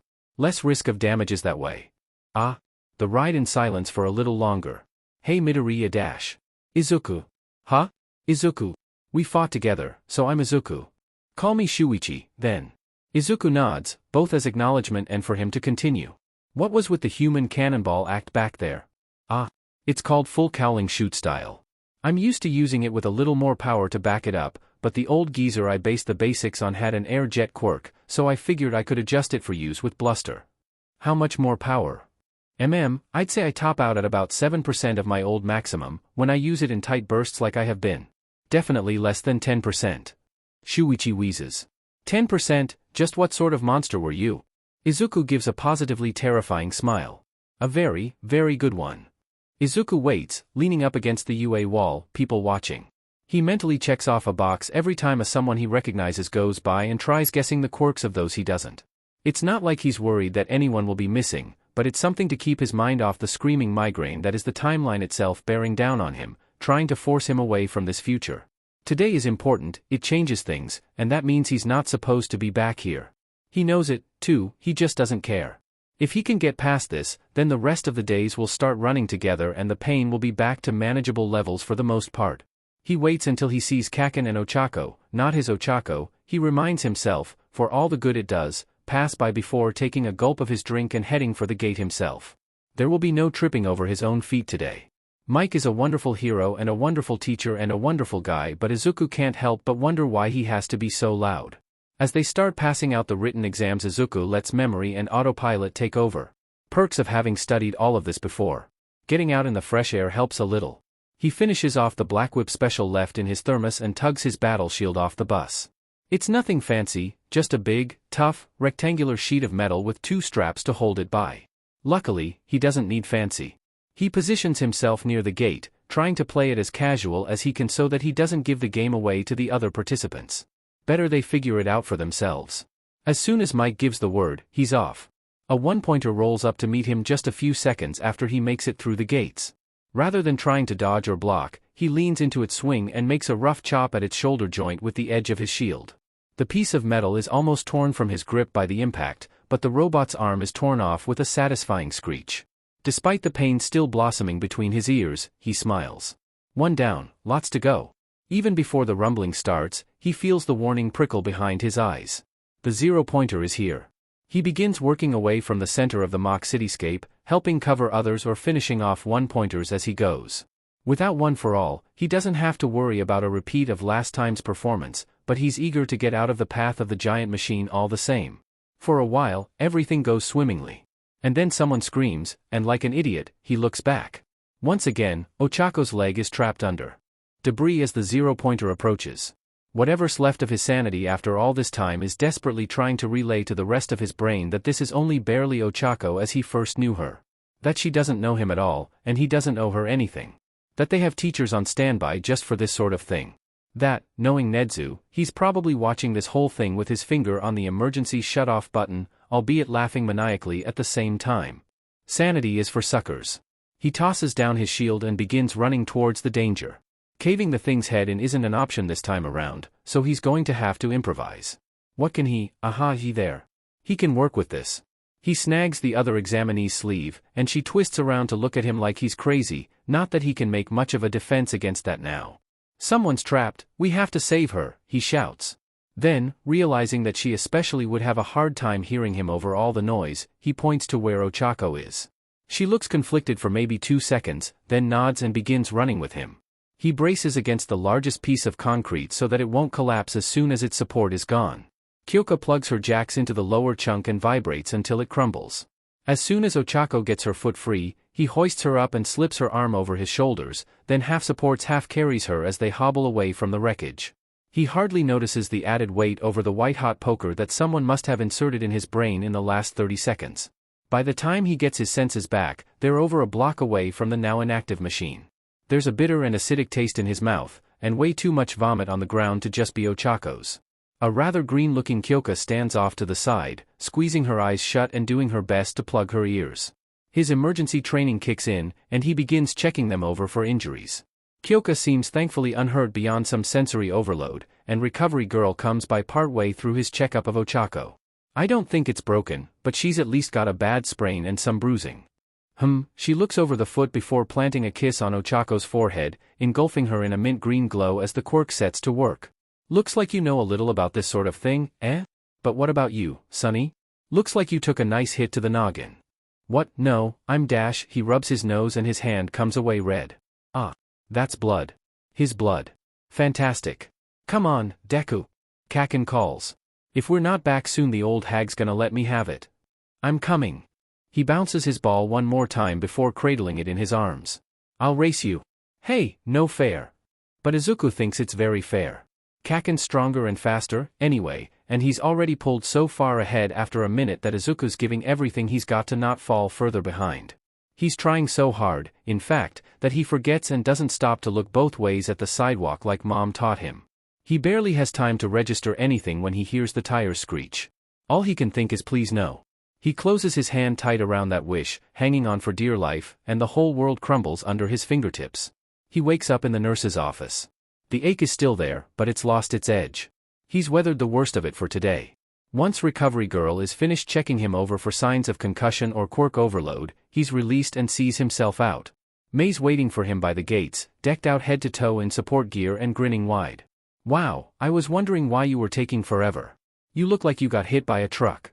MMPH, he responds. Car, actually. But that was a long time ago. This is time sickness, trust me, it's worse.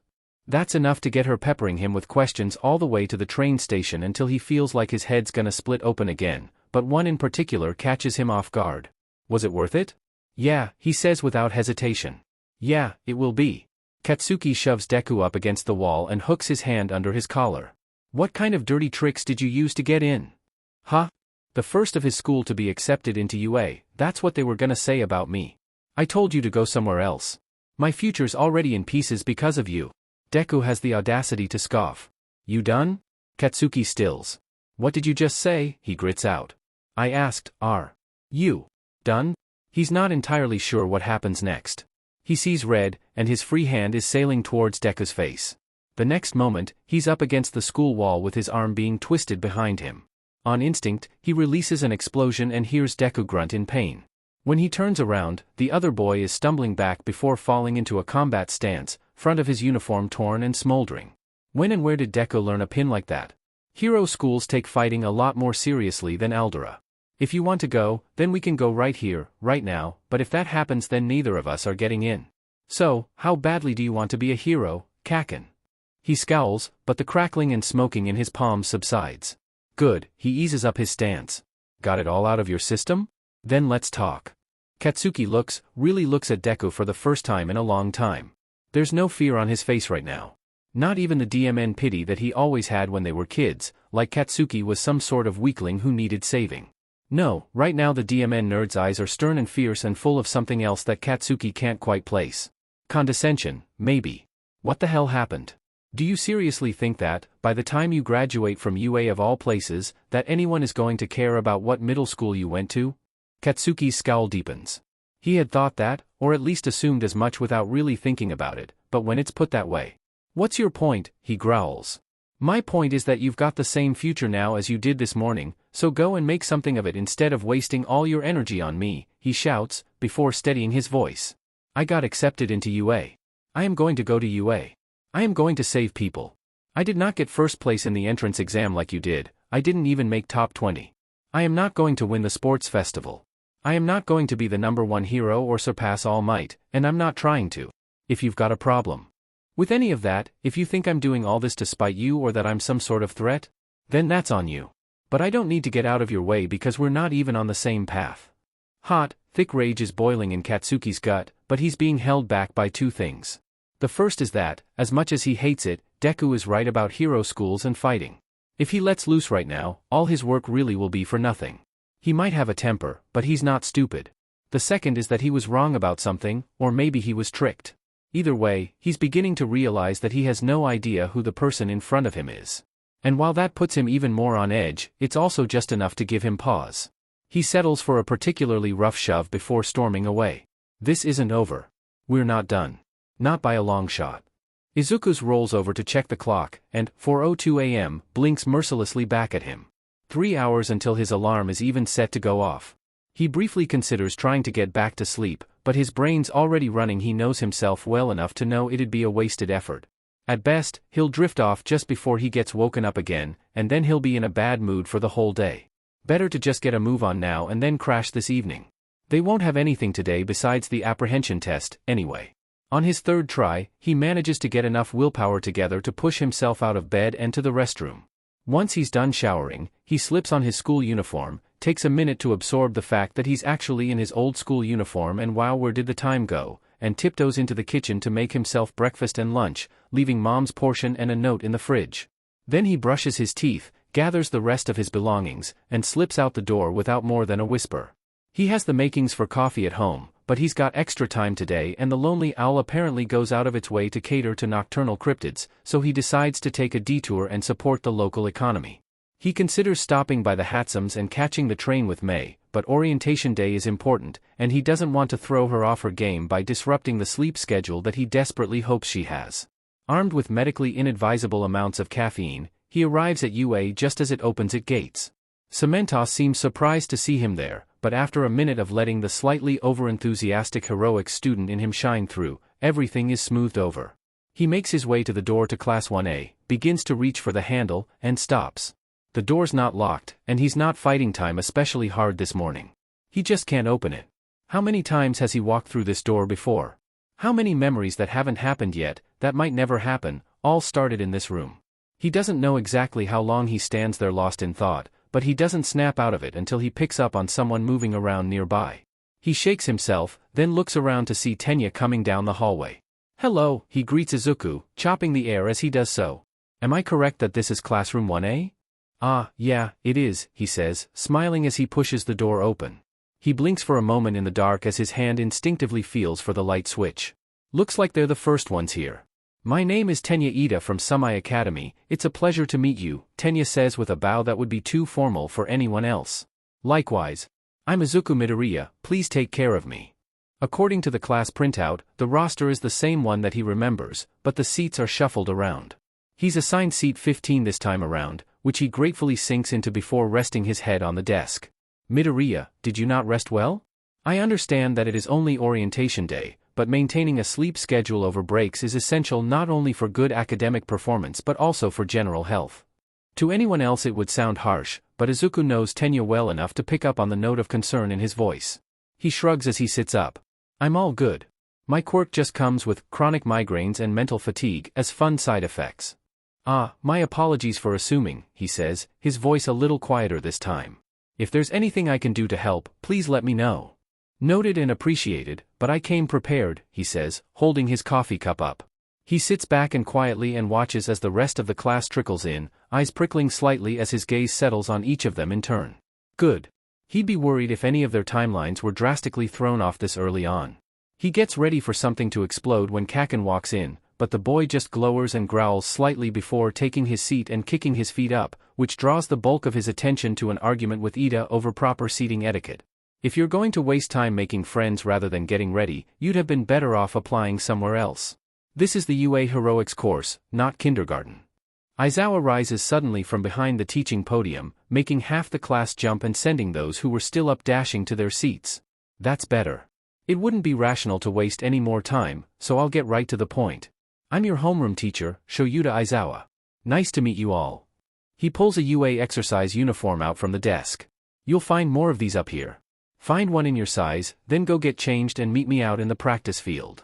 Midoriya hides his grin behind his cup as the rest of the class begins murmuring among themselves, trying to figure out what exactly is going on. Never change, erase her head. On the way to the changing rooms, Ochako slows her pace until she's walking next to him. Hi. I just wanted to say thanks, for the, He waves her off, but gives a friendly smile, not letting any strain show through it. It was no problem, I'm glad everything turned out alright. And, hey, looks like all of us got in anyway, so it turned out it wasn't even a big risk or anything. But wasn't it still a risk when you did it? You could have been getting more points. He shrugs and rubs the back of his head. Maybe I could have, but I'm not worried. Anyway, let's do our best now that we're here, Uraraka? A look of confusion crosses her face and is quickly replaced by a smile that's just the slightest bit sheepish. Yeah. Sorry. I know that we've already met and all, but things were kind of hectic, and sometimes I'm not great with names.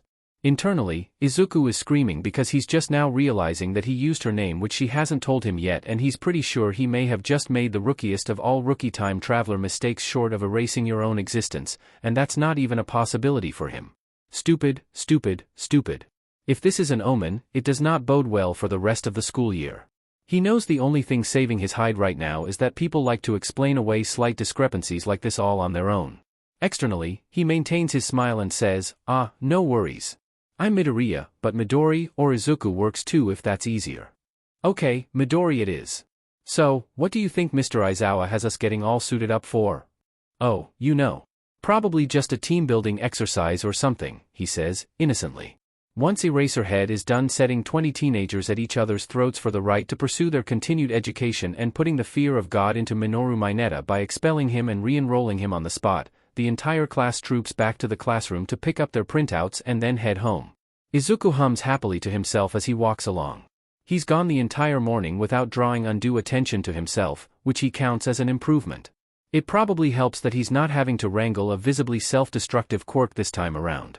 Also, 16th place is nothing to sneeze at for someone with no physical enhancements. Note to self, hardcore vigilante training gets better results than the American Dream Plan. There's something about jumping from rooftop to rooftop that you just can't get doing anything else. As he's doing a quick scan over his printout, he feels someone tap on his shoulder. He turns around to see Kyoka standing there, twirling one of her earlobes. Hey. I was hoping you'd make it in. Hi.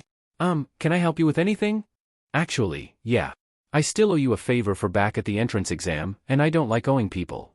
Now he's just plain confused. What on earth would you owe me for? She crosses her arms, and they're starting to draw a few curious stares. Without your idea, I wouldn't have broken into the top 10. Even if it's just the entrance exam, that's gonna be worth a lot when I start looking for internships. So, how can I repay you? His brain whirs for a second as he tries to figure out what she's talking about, then the answer clicks. The rescue points. She nods in confirmation. Nope, no way am I taking a reward for that. You did all the heavy lifting, and I was just trying to help out. And it's still not something I would have even registered in the middle of what was going on if you hadn't stopped me. She narrows her eyes, and he knows from years of friendship that trying to outstubborn her isn't going to work. Look, we're like a month out from the sports festival, right? I won't ask you to throw a match or anything, but maybe I can call in a favor then if there's a team event or something? And if there isn't, then we'll just call it even after the festival in exchange for you waiting. She thinks it over for a moment before nodding. I can live with that. And I might not owe you as much as I owe him, but that goes for you, too, she says, spinning around and pointing an earphone jack at Ochako. Huh, me? BB, but I didn't do anything. You two saved me. Come on, there's gotta be something small I can help you out with. Ochako, on the other hand, might be able to talk her way out of it. While the two of them are talking back and forth, he seizes the opportunity to gather his things and slip out of the classroom. Shoto tucks into his noodles, eager to fuel up for the rest of the afternoon. So far, the subjects covered have only been mildly challenging, nothing he can't handle, as expected for this early in the year. He expects that foundational hero studies will be the same, but he wants to be ready for anything, especially seeing as it's being taught by All Might this year. Whatever his personal feelings towards the man himself might be, he has nothing but respect for the power and dedication that it must have taken him to become the #1 hero. He's bound to have high expectations for his students, and Shoto fully intends to live up to them. He's more focused on his food than anything right now. There's plenty of activity going on around him, he just doesn't really care. He came here to be a hero and show up his old man, not make friends. Still, he's trained his awareness of his surroundings for years, which means that it takes some effort on his part not to jump just a little bit when he realizes that someone's appeared in the spot next to him at the table without his noticing. Afternoon, his classmate chirps with entirely too much energy for someone as tired as he looks. Hope nobody was sitting here. Shoto stares for a moment, trying to remember his name, before his brain makes the proper connections and he realizes that he's talking to him. No. Great. He claps his hands together and looks down at his tray of food. Let's eat. Shoto watches for a minute as the other boy starts devouring his lunch before turning his attention back to his own. That's it then. He just wanted to check if anyone was sitting there. Nothing more. So, who's your favorite hero? He asks after a minute. The question catches Shoto off guard. What? Your favorite hero? Mine's probably All Might, but Eraserhead's pretty cool, too. The wheels in Shoto's head spin, trying to make sense of whatever this is, but he's coming up empty. I don't really have one, he admits. Who's Eraserhead? The boy looks at him in confusion, then visibly blue-screens for a second before recovering and smacking his palm to his forehead. Sorry, he's an underground hero, I should have figured most people wouldn't recognize him. I mean Mr. Aizawa. Huh. If nothing else, that answers one thing he's been wondering. He knows that all the UA staff are current or retired pro heroes, but he hasn't been able to place their homeroom teacher yet, and he wasn't exactly forthcoming with that information yesterday at their orientation. Still, that one question is suddenly replaced with several more about the boy sitting next to him who's rambling on about heroes around bites of his beef bowl, pausing every now and then to ask what Shoto thinks about this rookie's debut or that team's spot in the rankings. It's a distraction. Not entirely unwelcome, but not something that will do him any good in the long run. He does his best to stamp out the questions as they pop up in his mind. He has more important things to worry about. Izuku raps his knuckles against the helmet a few times, decides he's satisfied with the hollow thunk it makes, and slips it on to finish his costume. Seeing as he doesn't have any sort of physical enhancements and he can't exactly bring an overlay unit to school with him without raising all the wrong eyebrows, he's taken a little bit more of a practical, gadgeteer approach this time around. The keystone of his costume is a set of light armor, not enough to hinder his movement, but enough to protect his vitals. Secondary to that are his utility belt and cape. He also has a small arsenal of custom weapons, but he won't be wearing those today. There's no reason to go into a practice session like this loaded for bear. He doesn't actually want to hurt his classmates, and being killed by Recovery Girl on his first day would really put a damper on his plans.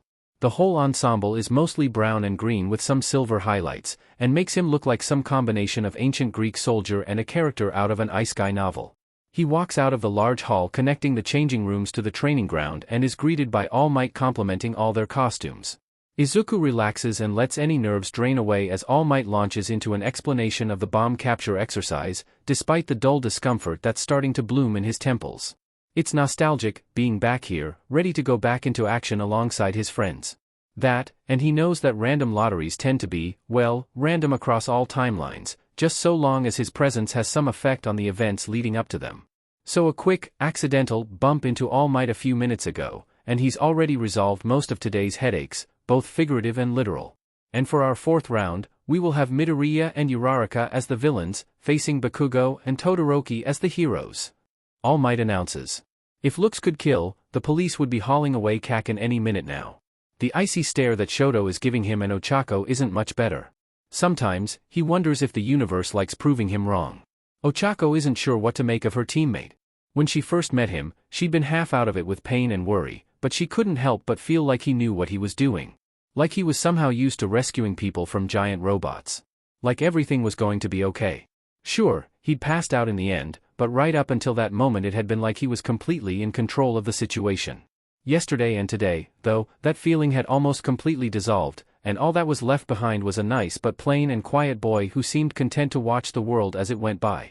The closest thing she'd seen to how he'd been back at the entrance exam was when he hadn't gotten his feathers ruffled at all by Mr. Aizawa's antics, but even that might have just been his laid-back aura absorbing the shock. Even now, when he's all decked out in his costume, it feels like Midori is just going to fade into the background if she looks away for too long. She's not even sure if she's seen him use his quirk yet. She shakes her head and fixes her attention back on the screen, hoping to find some sort of inspiration in Shiro and Kirishima's fight against Ida and Azui. She's up against someone who came in first in the entrance exam and someone who got in on recommendation. If she wants even a chance of winning, she needs to keep her head in the game. Any ideas for our round? She whispers, leaning over towards Midori. He shakes his head. We're lucky they won't be able to use their quirks to the fullest indoors, but, he shrugs. She nods and turns her attention back to the screen. Every time Ida and Azui manage to slip past Kirishima and start trying to navigate through the web of tape that Shiro set up, it slows them down just enough for Kirishima to start pulling them back again. She feels a little bad for them. She's not an expert or anything, but it seems like they're both pretty good, they just got a bad matchup too. Midori hums as time runs out and the first two teams start making their way back. Hey, All Might. Just making sure, but we're allowed to use whatever gear we bring with us, right? HM? Yes, that's correct, young Midoriya. Cool, thanks. She shoots a curious look in his direction, but he either doesn't see her or just doesn't react. After they finish discussing the performances of the first round participants as a class, All Might escorts the next group to a nearby training building. As soon as they're out the door, Midori grabs herself, Yaoyorozu, and Ashido and pulls them to the side. Alright, I've got an idea that will benefit both our teams, he says in a conspiratorial tone. Yaoyorozu, your quirk lets you create inanimate objects, right? Yes, it does. You've been watching me. I've been paying attention to everybody, even back at the entrance exam. I've got an intelligence-boosting quirk, and studying quirks has been a hobby of mine for years, which brings me to my offer. Uraraka and I will need some special equipment if we want to take on Kaken and Todoroki. I want to offer a trade of information about your opponent's quirks in exchange for the gear. I'm not sure, Yaoyorozu glances to her teammate. What do you think, Ashido? The very pink girl puts a finger on her chin, thinking through it. I guess working together makes some sense since we're both villain teams, but how do we know your information's any good? No offense. None taken. He lazily jabs a finger at Yaoyorozu. Object creation quirk. It doesn't seem to convert mass directly from your body, but the process might be using some physical resource as a catalyst. Lipids, maybe? And between the book on your costume and how much you were checking your phone before making the more complex objects for Mr. Aizawa's test, you probably have to have a reasonable degree of knowledge concerning the specifics of the objects you create. His pointing shifts over to Ashido. Acid secretion quirk, based on the scent of that liquid you were skating around on yesterday. It didn't seem to corrode anything it touched though, so it's probably either a weak acid, or you can control how corrosive it is. I'm leaning a little bit towards the latter, since that would definitely be helpful. Against the robots in the entrance exam. You also seem pretty strong and fast even without your quirk, so I'm guessing you did a lot of athletics back in junior high, or maybe dancing. Finally, he gestures to Ochako. Gravitational suspension quirk, probably a 5-point contact one based on how you hold your pinky finger out whenever you reach for things. You seem to get nauseous when you use it over long PRDS, so maybe using it causes feedback in your inner ear or something. I'm not sure if your limits are based on mass, weight, or time, though. The three of them stare at him for a moment, gobsmacked, before she speaks up. Wow, you got all that after a day and a half? That's amazing, she whisper shouts. He rubs the back of his head, his glove making a slight scratching sound on his metal helmet as he does. Thanks. Like I said, it's a hobby. Anyway, do we have a deal? Would it be alright if you give us the information now, then I make the gear for you after Ashido's and my match to save energy? Works for me. Midori straightens up, and there's a shift in the air. She can't see his face, but she thinks she can hear a smile in his voice. Alright, here's the plan. Ah, so that's where the boy from the entrance exam went. And, start. All Might's voice crackled over their earpieces. Alright, let's get this show on the road. Small sparks of electricity arc out as Denki cracks his knuckles. Ready to go, Hagakure? He asks, glancing over at his invisible teammate. Yup.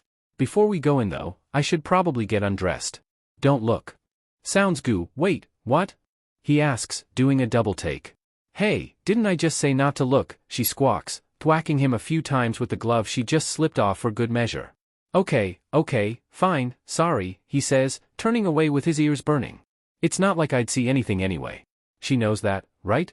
They waste about 2 minutes of their precious time just trying to find where the bombs hold up, but eventually something catches Hagakure's attention and she calls him over to her location over their intercoms. When he got there, he found a pool of some clear liquid pooling out from underneath the door. He rubs a little bit of it between his finger and holds it up to his nose to take a whiff. Huh, smells like lemons, he whispers. You think they're behind there? The empty air whispers back. I'd bet on it. Here, stand back a ways.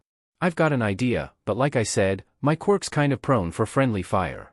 Alright, I'm good, he hears from further away.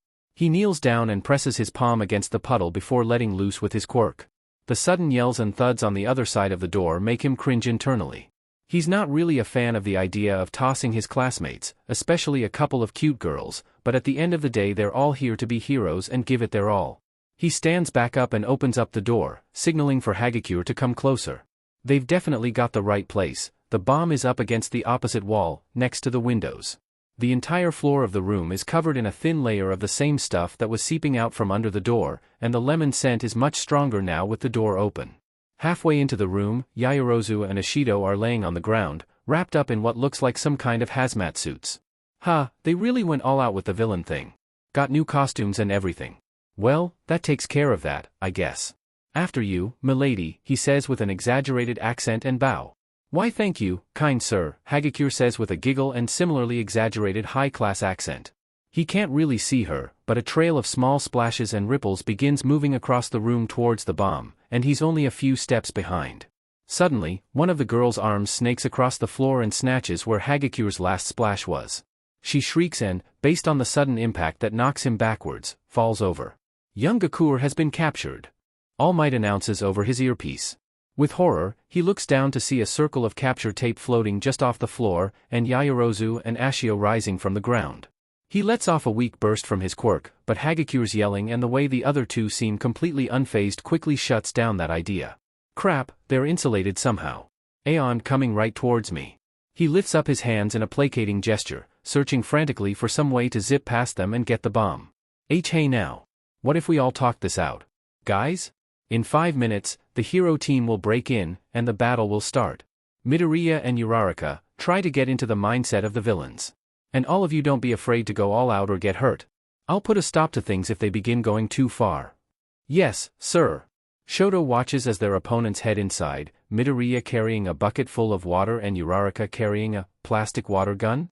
It's enough to pique his curiosity, but nowhere near enough to worry him. Maybe they're hoping he'll somehow freeze himself. Their mistake. He turns to his teammate. My name is Shoto Todoroki. My quirks allows me to generate ice from my left side. I recommend that you stand back while I freeze the building, then we both split up to search for the bomb. Bakugo spins around to face him, eyes narrowed. Trying to edge me out of my glory, Peppermint? Peppermint? It's the most efficient method, unless you've got a better idea. Do I look like I give a DMN? He shifts his gaze back to the building. If you're worth that fancy recommendation spot of yours, then either of us should be able to match round face in a fight with no problem. Round? Do you mean Uraraka? What about Midoriya? What's that supposed to mean? Of course I can beat Deku, he snaps with more heat than Shoto's seen from him yet, which is saying a lot. Only thing the BSDRD's quirk is good for is acting like a know-it-all, anyway. You know him already, Shoto concludes after a moment's consideration, earning him a growl from Bakugo. Undeterred, he presses on. What is his quirk? Some intelligence booster. Prodigy, maybe. Turned him into a genius overnight back when we were kids. Dunno why the DMN nerd never just tested out and skipped a few grades. Good to know. Anyway, if you don't actually have a plan beyond running in guns blazing, then you should know that I'm ready to win this match without you. Whatever, Peppermint. Just stay the hell out of my way. And start. All Might relays over their earpieces. As if on cue, Midoriya, apparently sans cape, pops up in one of the windows on the uppermost floor and begins spraying Bakugo with the water gun. Ugh. What the get down here, you DMN nerd. Bakugo shouts, propelling himself upwards with his explosions. As Midoriya scrambles back, he manages to get a grip on the window ledge and hauls himself. Shoto weighs his options. He could just freeze the whole building and complete the exercise himself, but if Bakugo takes out Izuku quickly enough, then he'll be wasting another searcher. And if Bakugo does somehow get captured, All Might will announce it and he'll just freeze the building then. He makes up his mind and heads inside without using his quirk. Alright, so, Izuku says, setting the bucket down by the door, to start with, let's collect all the junk around here into a big pile. Okay, but why? Simple, he says, raising an index finger and winking behind his helmet, you're going to be our secret weapon, and I want to give you as big an arsenal as I can. He starts pulling some of the heavier objects closer together. See, normally I'd say we should both guard this thing, but if Todoroki ices the whole place over, I'll be useless to you. But you should be able to dodge his freezing by making yourself float. And until then, I'll try to burn through some of their time by leading Kaken on a merry chase. Wait, you're leaving me alone? How do you know he won't just rush past you and come find me? Trust me on this one, I'm sure of it. He weighs the water gun in his hands, then does a few practice sprays across the room. Kaken and I went to the same junior high, and he's got it out for me. He might want to win, but I guarantee you he won't want to pass up a school-sanctioned brawl. Young Bakugo has been captured. All Might announces over his earpiece, and Shoto doesn't waste any more time once the distant explosions grind to a halt. The exercise is almost half over, and he still hasn't found the bomb yet. He presses a hand up against the wall just long enough to coat the entire building in a sheen of ice before resuming his search, forcing open each door he comes across to check the room behind it, then moving on to the next room once it turns up empty. Some doors are easier than others. Covered in ice, it takes some shoving to open them up, even if they're already open a crack. The best ones are the ones that are already open wide enough he can just duck his head in. He's in the middle of forcing his way into yet another room when something crashes into his head from above and he is suddenly very, very cold. He fights off the instinct to reach for the hot half of his quirk, instead batting away whatever just hit him. The plastic bucket clatters onto the floor, and past the feeling of being soaked in some sort of super-chilled liquid he makes out someone's voice. He only has another half-second to register what they said before he's scrambling to put up a shield of ice over himself. Release. So when you have a mixture of glycerin and water, like I had Yaoyorozu make for us, it becomes an antifreeze. Non-toxic, too, so we don't have to feel bad about using it. Wow. Is that going to cancel out Todoroki's quirk somehow? He shakes his head. I don't think that would work. But it will be able to get very cold without freezing. That means we can use it to make a trap. And then, when it has him off balance, that's when you make your move. He manages to block the pile of junk that comes crashing towards him from above, but by now he's starting to feel the costs of using so much ice, coupled with whatever they doused him with. He sees Uraraka's hand, but he can't react quickly enough as it slaps into his shoulder and sends him sailing across the room. He manages to bring up another wave of ice to catch himself, but now he's disoriented in more ways than one. He's been trained in a lot of things, but maneuvering in a zero-gravity environment is not one of them. He catches sight of something hurtling towards him, so he bats it away out of instinct. His hand wraps around Midoriya's cape, so that's where it went, and he pushes it out of the way just in time for Uraraka to body slam him. He begins calling up his ice, but by now she already has herself wrapped around his left arm. "G got you," she stutters out through chattering teeth. And sure enough, there's the capture tape wrapped around his bicep. He lost. He lost. And he didn't just lose, he lost to Deku. Useless, good-for-nothing Deku. It was like every punch he threw, every explosion he let off was already predicted 4 moves ahead of time. The nerd hadn't just been fighting, he'd been fighting like a DMN pro. In the face of Katsuki's speed, strength, and quirk, that had been his one saving grace, but it had turned out to be more than enough. Katsuki's goal had been to beat the nerd to a pulp, but he had only needed to wait for the chance to get in one good grapple. "Man," Deku says, stretching as the ice that the half-and-half BSTRD trapped them both in melts away, "that was a good fight. I bet you would have beat me if we'd been doing that for real." Probably still could have, if you'd focused on the capture rather than fighting on its own. Katsuki stares blankly at the hand up that Deku's offering before slowly pushing himself to his feet. He doesn't feel angry right now. He doesn't. He is angry. Shut, he plants an explosion directly in the middle of the DMN nerd's chest, sending him flying back and knocking the wind out of him. Up. He dashes forward, adding the momentum of the rest of his body to a powerful swing of his right bracer. This time the DMN nerd can't react fast enough. He doesn't see it coming. You think that was funny? Leading everybody along by the nose all those years? Huh? Who the hell do you think you are? He grabs him by the shoulders and swings around, sending him crashing into a wall. He raises his hand to keep going, but someone catches it from behind. That's enough, young Bakugo, All Might says, and his voice leaves no room for argument. Whether you win or lose, you have the chance to learn from your mistakes. But attacking your opponent after an exercise has ended is conduct unbecoming of a hero and a student of UA. He turns his attention away from Katsuki, and he releases a breath he didn't realize he had been holding. Young Midoriya, are you alright? Deku coughs a few times before giving a shaky thumbs up. Great. And, Kaken, it was never about leading people on. But time changes people. Not always a bad thing, but it's the truth. Shota goes over the tapes of the exercises, scratching out pointers and critiques for each of the students as he notes them. When he reaches the final exercise, he pauses. And rewinds, and watches, and pauses again. Utter and complete lack of cooperation with his partner or the exercise in general aside, Bakugo's performance is top-notch. Beyond his athleticism and powerful quirk, the boy has clearly trained intensely, probably for most of his life. Making fine, mid-air adjustments with a quirk as volatile and indiscriminate as explosion isn't something that can happen overnight. All of which just makes it more impressive that Midoriya was able to not only evade and hold his own against Bakugo, but eventually capture him.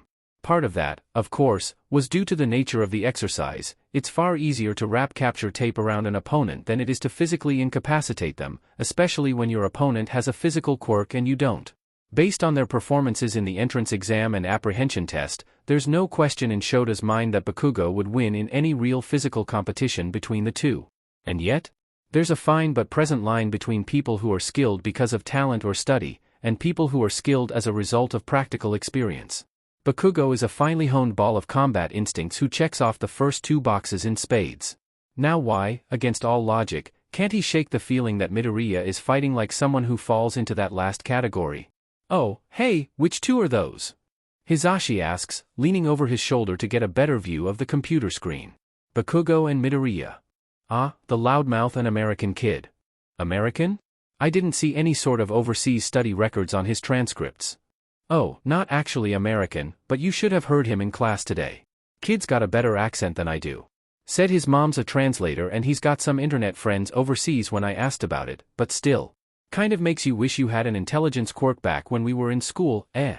HNN, he grunts, fixing his attention back on the screen. More puzzle pieces. There's a hard limit to how far he'll pursue them. His students have the right to their privacy, but he still wonders. Just what sort of mystery are you, Izuku Midoriya? In the meantime though, he has more pressing things to worry about.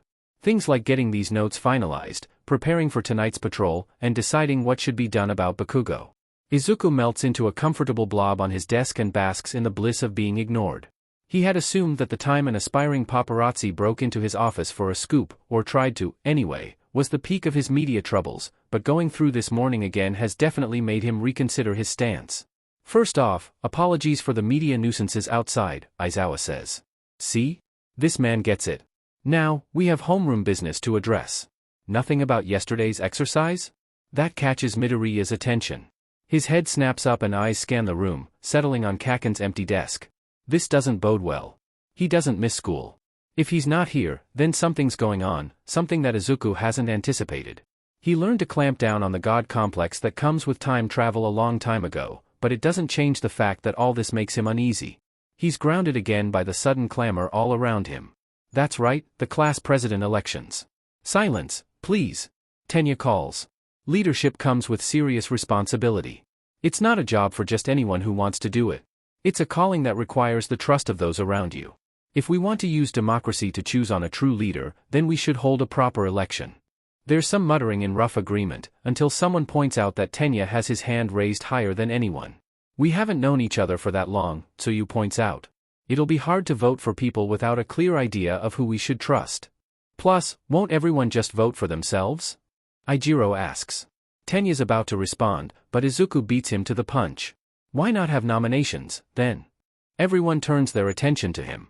If most people vote for themselves, then in the end it's really only going to be a couple people who vote for someone else playing Kingmaker.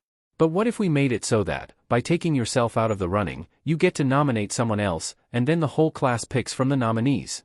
So for example, I nominate Ida. His first instinct when he found out I have migraines is see if he could help at all, and that seems like the kind of guy I'd be comfortable representing me. You're not going to vote for yourself? Ochako asks as Tenya splutters at the praise. He gives a shrug and a tired smile. I'll still be glad to help out where I can if people want, but no. Leadership's just not the job for me. Tenya clears his throat. I am honored by your nomination, Midoriya. Is anyone opposed to using the system that Midoriya has suggested? Mr. Aizawa? I don't care what you all do, so long as you decide by the end of the PRD, he says, retreating into the comfort of his sleeping bag.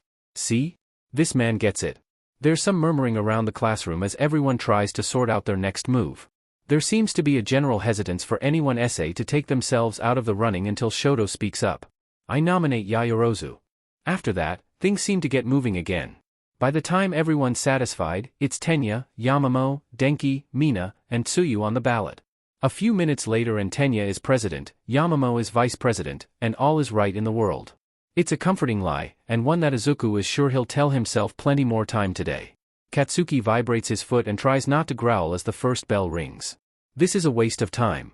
He should be getting to class, but no. He's stuck here waiting for the principal to call him in. The late bell and a few more minutes after that tick by before the door opens. Please, come in, Mr. Bakugo, announces a squeaky voice, and Katsuki checks himself before reacting to the person in front of him. The principal looks like a big white plush toy more than anything. A plush toy in a sweater vest with a giant scar over one eye. He sulks inside the office and takes a seat when the principal directs him. It's a big, modern room with huge windows, mostly empty except for the hardwood desk and some bookshelves along the walls. Tea? The principal asks, pouring himself a cup from a small electric kettle. No. As you wish. The principal takes a small sip of his tea, then places the cup down on a coaster and steeples his paws. Now, can you tell me why you think I called you here today? Katsuki grits his teeth and forces back the first answer that pops into his mind. Because I broke the rules of an exercise and you wanted to talk to me about that, sir. That's certainly part of the issue at hand. I'd like to give you a full opportunity to explain your actions from your own point of view. What led you to believe attacking Mr. Midoriya was an acceptable course of action? I kept fighting because Deku used some sort of dirty trick to win. I'm not the kind of person who just lets people walk over me like that. Sir, he adds, belatedly. Oh? I'm not sure I follow. I reviewed the tapes of the exercise myself, and while you both certainly fought fiercely, I can't say that I saw anything that would lead me to believe that Mr. Midoriya cheated. No, you don't understand. Deku can't fight like that. There's something going on with him. And what, exactly, leads you to believe that you know how Mr. Midoriya can and cannot fight? A cold feeling settles in Katsuki's chest as Deku's words ring in his ears. Hero schools take fighting a lot more seriously than Aldera. For once, he keeps his mouth shut. The principal studies him for a moment in the silence. I see. Well, I suppose that does answer a few things I had questions about. Tell me, what do you think my quirk is, Mr. Bakugo? What kind of waste of time question is that? Mouse mutation? Interesting. Many people would have hedged their guesses with several animals, or generalized their answer with something like an animal mutation. But I suppose that's beside the point. My actual quirk is high spec. It increases both my physical and mental abilities, the former from those of a small mammal to roughly the level of a weak human, and the latter to the point of superhuman intelligence capable of analyzing the past, present, and potential states of all sorts of things. He takes another sip of his tea.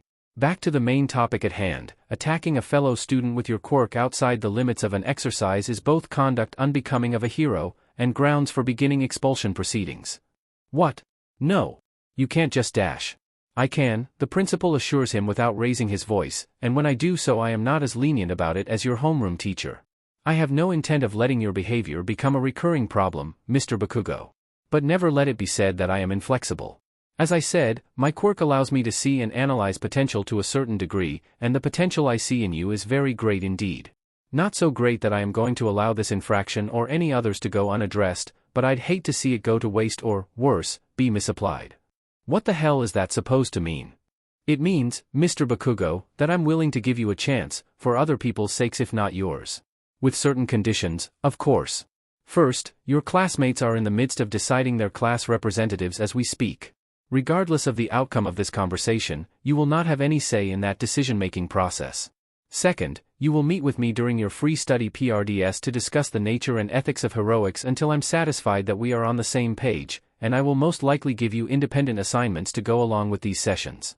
Third, you will stay behind at school tomorrow while the rest of the class is on a field trip to learn about and practice rescue heroics for the same purpose.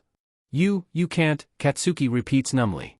His whole life has been building up to this point and this rat just? It's not fair? Indeed.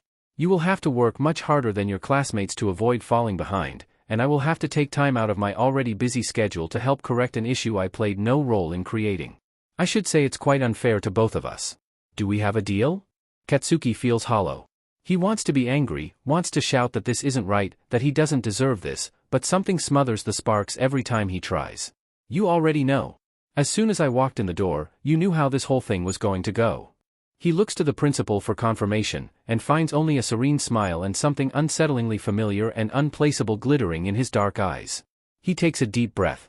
Damn it, fine. You've got your deal. Today, Shoto notices when Midoriya slumps into the seat next to him and slides his food tray onto the table. He wonders if yesterday was somehow not a fluke, and that this is going to become a regular thing. Midoriya's face seems the tiniest bit tighter today compared to yesterday. His ever-present smile a little thinner but no less warm, the bags under his eyes a little darker. When he looks around, he doesn't seem to see people so much as he seems to see past them and out the floor-to-ceiling windows lining the cafeteria. I never formally apologized about my exercise partner yesterday, he says, scrambling for small talk. Huh? Midoriya pauses with his spoon halfway up to his mouth, looking genuinely bewildered. Oh, that. Don't apologize. Not Kaken's finest moment, maybe, but it's not on you to carry other people's decisions for them. He sips some of the broth from his spoon and flinches, reaching for his drink. Ow, hot. How about you? What about me? How are you doing after yesterday's class? Fine, he says, just a bit too sharply. It showed me weak points I still need to cover. Endurance. Situational awareness. Planning. Shoto's torn between keeping this conversation in the familiar waters of tactical planning and quirk use, and trying to steer it away from things that will force him to acknowledge his wounded pride and the grudge that he's very carefully trying not to hold against his classmate. Then Midoriya burns himself on the soup again, and Shoto has an idea. Pass your bowl this way. Midoriya raises a questioning eyebrow, but does so. Shoto holds his right hand against the side of the bowl and calls up the barest sliver of his quirk. Chilling food and drinks is a trick that he figured out years and years ago, right after his quirk came in. There's no real use to it, apart from a cheap trick, but it's his. One of the first things he taught himself to do all on his own. He passes the bowl back, and his classmate takes a tentative sip before tucking in. Much better, thanks. It's at that moment that the alarms go off. A canned female voice is instructing all the students to evacuate the area in an orderly manner. Over the confused shouting of the students, he recognizes the words, Level 3 Security Breach, from the student handbook. It means that someone just successfully broken into what might just be the most secure school campus in the country. He's standing up to join the throng of students dashing for the exits when Midoriya grabs him and drags him under the table. What are you doing? Don't you know what that alarm means? Midoriya doesn't look at him. He's staring straight ahead, lips pressed tight, like he expects to be able to see through the school's walls if he stares hard enough. It's probably not an attack. If it was, we would have heard a commotion from the reporters out front. Either way, if we go now, we'll just add to the chaos and we'll be trapped by the crowd. Give it a minute to sort itself out. If things don't clear up by then, you can boost me up with an ice pillar, and we can try to get everyone's attention and calm them down that way. The logic is sound, and the certainty in Midoriya's DLVRY is enough to make him wait. Their patience is rewarded less than a minute later when Ida's voice rings out across the cafeteria, alerting everyone that it's just the press and urging them to keep their wits about them before someone is trampled or crushed. The room skitters to a halt, and soon everyone is moving outside in an orderly fashion. Sure enough, it wasn't villains, just a swarm of journalists. On the march back to class, Shoto leans over and asks Midoriya why he didn't just grab everyone's attention to begin with, if he had it figured out. Midoriya's grin widens, and Shoto feels a chill that has nothing to do with his quirk. I'm more of a behind-the-scenes person. Remember, don't focus on today's news, it'll just stress you out. I know. Oh, and Ms. Yamada said that she'd still like to get together for lunch with you one of these days when I saw her yesterday on the way home. Thank you, dear. Oh, and dash. Izuku. He stops trying to make his way out the door and gives his mom his full attention. She's wringing a handkerchief and holding back tears. She looks, not haunted, but worn. Old. It's a look he's seen on himself that has nothing to do with his quirk or his age. After all, he's been a parent too. He knows what it is to worry. Please be safe. He lets himself be pulled into a hug, and returns it with a squeeze. Mom hugs are something you never outgrow. I will. I promise, I'll come back to you. A grave smile plays over his lips. Everyone gets to go home today. I'll make sure of it. Izuku slots his helmet into place and exhales quietly. Looking around, just about everyone else is chattering excitedly about the upcoming field trip as they congregate around the bus. Izuku's plenty wired himself, but for entirely different reasons. Up until now, he's been preparing for war, but today is the day that it really begins. Mr. Aizawa, where's Catch, Bakugo and All Might? He asks, taking note of the conspicuous lack of yelling and spiky blonde hair. Eraserhead's dark eyes peek out from under his bangs, lazily scrutinizing Izuku. Bakugo is engaged in other extracurricular activities and won't be joining us today. All Might is responsible for himself, but he'll probably meet us there, he says in a tone that doesn't leave room for additional questions.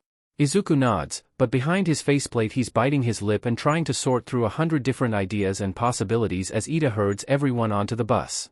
In every one of the 4 timelines he's lived, the USJ attack is regarded as both a fiasco and a miracle on a massive scale.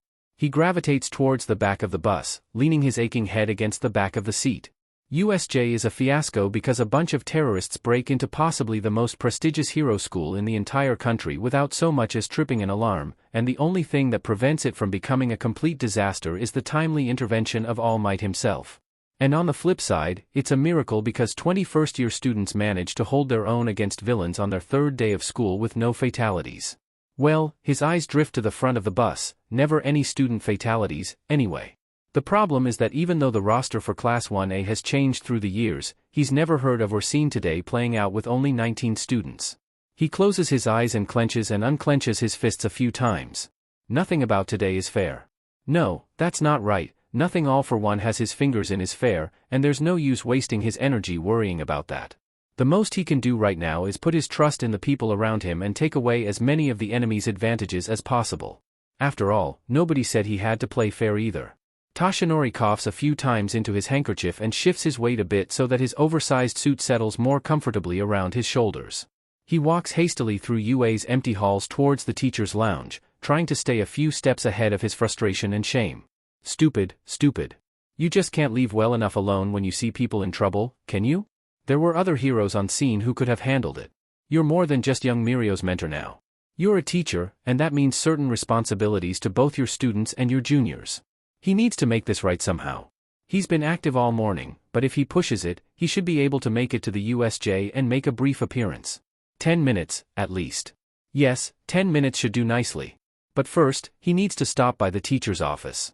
He'll collapse if he doesn't let himself rest for just a moment, and that won't do anyone any good.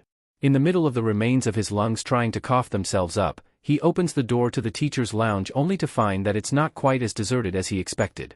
Nedzu is seated on the room's main sofa, holding an electronic tablet half his size and giving some sort of lecture. Young Bakugo is perched on a chair, apparently trying to ignite the cup of tea he's holding by staring very hard at it. They both look up as he enters. "Ah, Mr. Yagi. What a pleasant surprise. I was under the impression that you would be elsewhere today," Nedzu says, and Toshinori gets the distinct impression that he'll be getting a lecture of his own at some point. "Ah, yes, well, there were scheduling conflicts. I should be out of your hair in a moment, I just needed somewhere to catch my breath." "Nonsense. There's no need to hurry," says Nedzu, sliding over to make room. "Sit for a bit and recover." Somewhat apprehensively, Toshinori does so. "I was just talking with Mr. Bakugo here about the origins and fundamental tenets of heroics. Exposing yourself to risks in order to protect civilians and one's community and so on. Perhaps you have some insights to share?" Bakugo's eyes flick towards him before returning to his tea. "You a pro-hero, Skeletor?" The startled laugh that escapes Toshinori's lips is enough to send him into another coughing fit. Skeletor, that's a new one. He'll have to tuck that away for later. Not as much these days. Though, should I reveal that? I suppose there's no harm, and it might help me get through to him. I do work closely with All Might. That's actually why I'm here at UA, I'm his assistant. That does the trick. Young Bakugo, well, brightens up certainly isn't the right word, but he seems to be paying attention. And I would certainly be glad to answer any questions you have in regards to heroics. Young Bakugo looks back into his cup, and for a moment Toshinori is worried that he's lost him again. And then, how did All Might become number one? Toshinori pauses, gathering his thoughts. Before I answer, please understand that it wasn't All Might's intention to become the number one hero, specifically. When people from my generation were growing up, it's hard to get across exactly what it was like. We didn't have a symbol. Villainous activities were tearing the country apart, and people were struggling to hang on to a sense of normalcy. All Might decided the solution to that would be to become a pillar the people could hold on to, someone who wasn't just tough on crime, but who could lift up the country. And that's what he did. That doesn't make any sense though. If a bunch of extras were latching onto him, that just means that he'd have to worry about hauling them along or getting in the way. Sure, he always wins anyway, but it'd still slow him down. Why not just get even stronger and make all the criminals too afraid to try anything? Always wins. Huh. Have you considered that that's what made him a hero instead of, say, a warlord? Young Bakugo doesn't respond. Maybe, if he put all his efforts into crime fighting, All Might could have eliminated crime for a little while. But what would happen when braver or smarter criminals began showing up? All Might the hero can only do so much. But if you look at All Might the symbol, the person who tries to set an example for all of superhuman society to act on, then he can combat villains everywhere. I hope that makes sense. Young Bakugo doesn't look like he completely understands. At the very least, he doesn't seem to agree, but he's thinking, and that seems to be enough for Nedzu. Excellently put, Mr. Yagi. Now, on to the next dash. He's interrupted by a chime of "a text message is here," and glances over at Toshinori with a patient gaze. He offers a sheepish grin and reaches into his back pocket for his phone. "I'm sorry, I must have forgotten to silent dash." His words die on his lips when he sees the message pop up on the screen. He clicks it and frantically scans the contents before turning it so the principal can see. Unknown number. USJ under attack. Approximately 75 villains attacking USJ. Villains have signal jamming quirk preventing alarms from activating or information from getting out. Major threats. Villain covered with hands has 5-point contact disintegration quirk, avoid at all costs. Black Mist villain has warp portal quirk, and can cut objects caught in portals. Giant Blackbird villain has super regeneration, shock absorption, and greatly enhanced speed and strength almost on par with you. Yamakumo. The principal makes a quick glance at it and begins tapping on his tablet. Try contacting Aizawa by phone. Toshinori nods and does so, only for the call to fall through. Nedzu seems to be having similar luck with 13, and young Bakugo shoots questioning looks between the two of them. Nedzu taps his tablet a few more times, and his voice echoes out over the school speakers. All battle-capable teachers please report to the vehicle depot. We have a potential level 3 security breach involving active villains in an auxiliary campus. We leave in 2 minutes. Students, please return to and remain in your classrooms. Class representatives are in charge until further notice. He turns to face Toshinori. Please alert All Might and have him get to the USJ as soon as possible. We'll be there to back him up as soon as we can. He nods and sets to it, but not before young Bakugo has jumped to his feet. I'm coming too. You will stay here, Mr. Bakugo. An active villain fight is not a place for a student in his first week of studies. The hell I will. I can fight. No one is questioning your courage or your ability, Mr. Bakugo, but you aren't trained to work as a coordinated team like the teachers are, and we have a duty to both yourself and your parents to keep you safe. If you choose to follow us, I can't spare the resources to stop you. You might even be able to incapacitate a few villains on your own before everything is over. I'm sure the media would be thrilled to have a story like that to sink their teeth into. But afterwards, there would only be so much I could do to protect you from vigilantism charges. He tosses his tablet on the table and hops down to the ground, straightening his suit. In your words, slow down and show me you have what it takes to be a hero. Nice to. League of Villains, been presumptuous, take his last breath. All Might should have been here, part 1M to play. Over the pounding in his head, Kurojire's words sound like they're coming from miles away as Izuku's ears try to make sense of them, but it's just enough to tell him how far along they are. He throws out an arm to try to catch Ijiro before he charges in, only to stumble as his arm catches thin air. The boy dashes by on the other side of him, accompanied by Denki? They both vanish into the void, and moments later Kurogiri's warp cloud sweeps over the class and knocks him off his feet.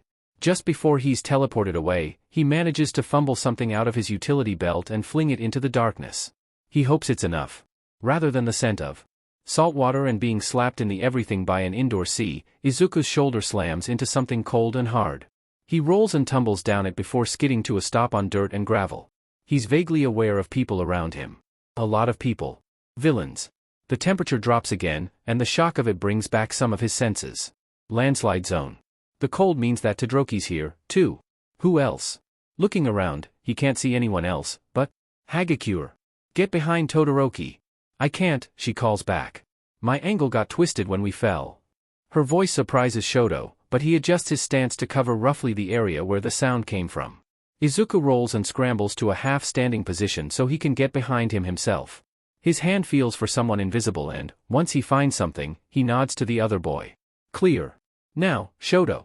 He braces himself as frigid air washes over them and a massive wave of frost ripples out from Shoto, trapping all the villains in sight and leaving only the patch where they're standing untouched. You good? Fine, says Shoto, even as frost is trying to encase his right side and frozen mist is pouring out of his mouth and nose. Izuku unhooks his cape and tosses it to him. You need to keep your core temperature up. With Bakugo missing, you, Kaminari, and Tokoyami are our heavy hitters. He turns to the girl next to him and puts his hand on what he hopes is her shoulder. Sorry, Hagakure. I only have the one, and Shoto's quirk means he's gonna need it more.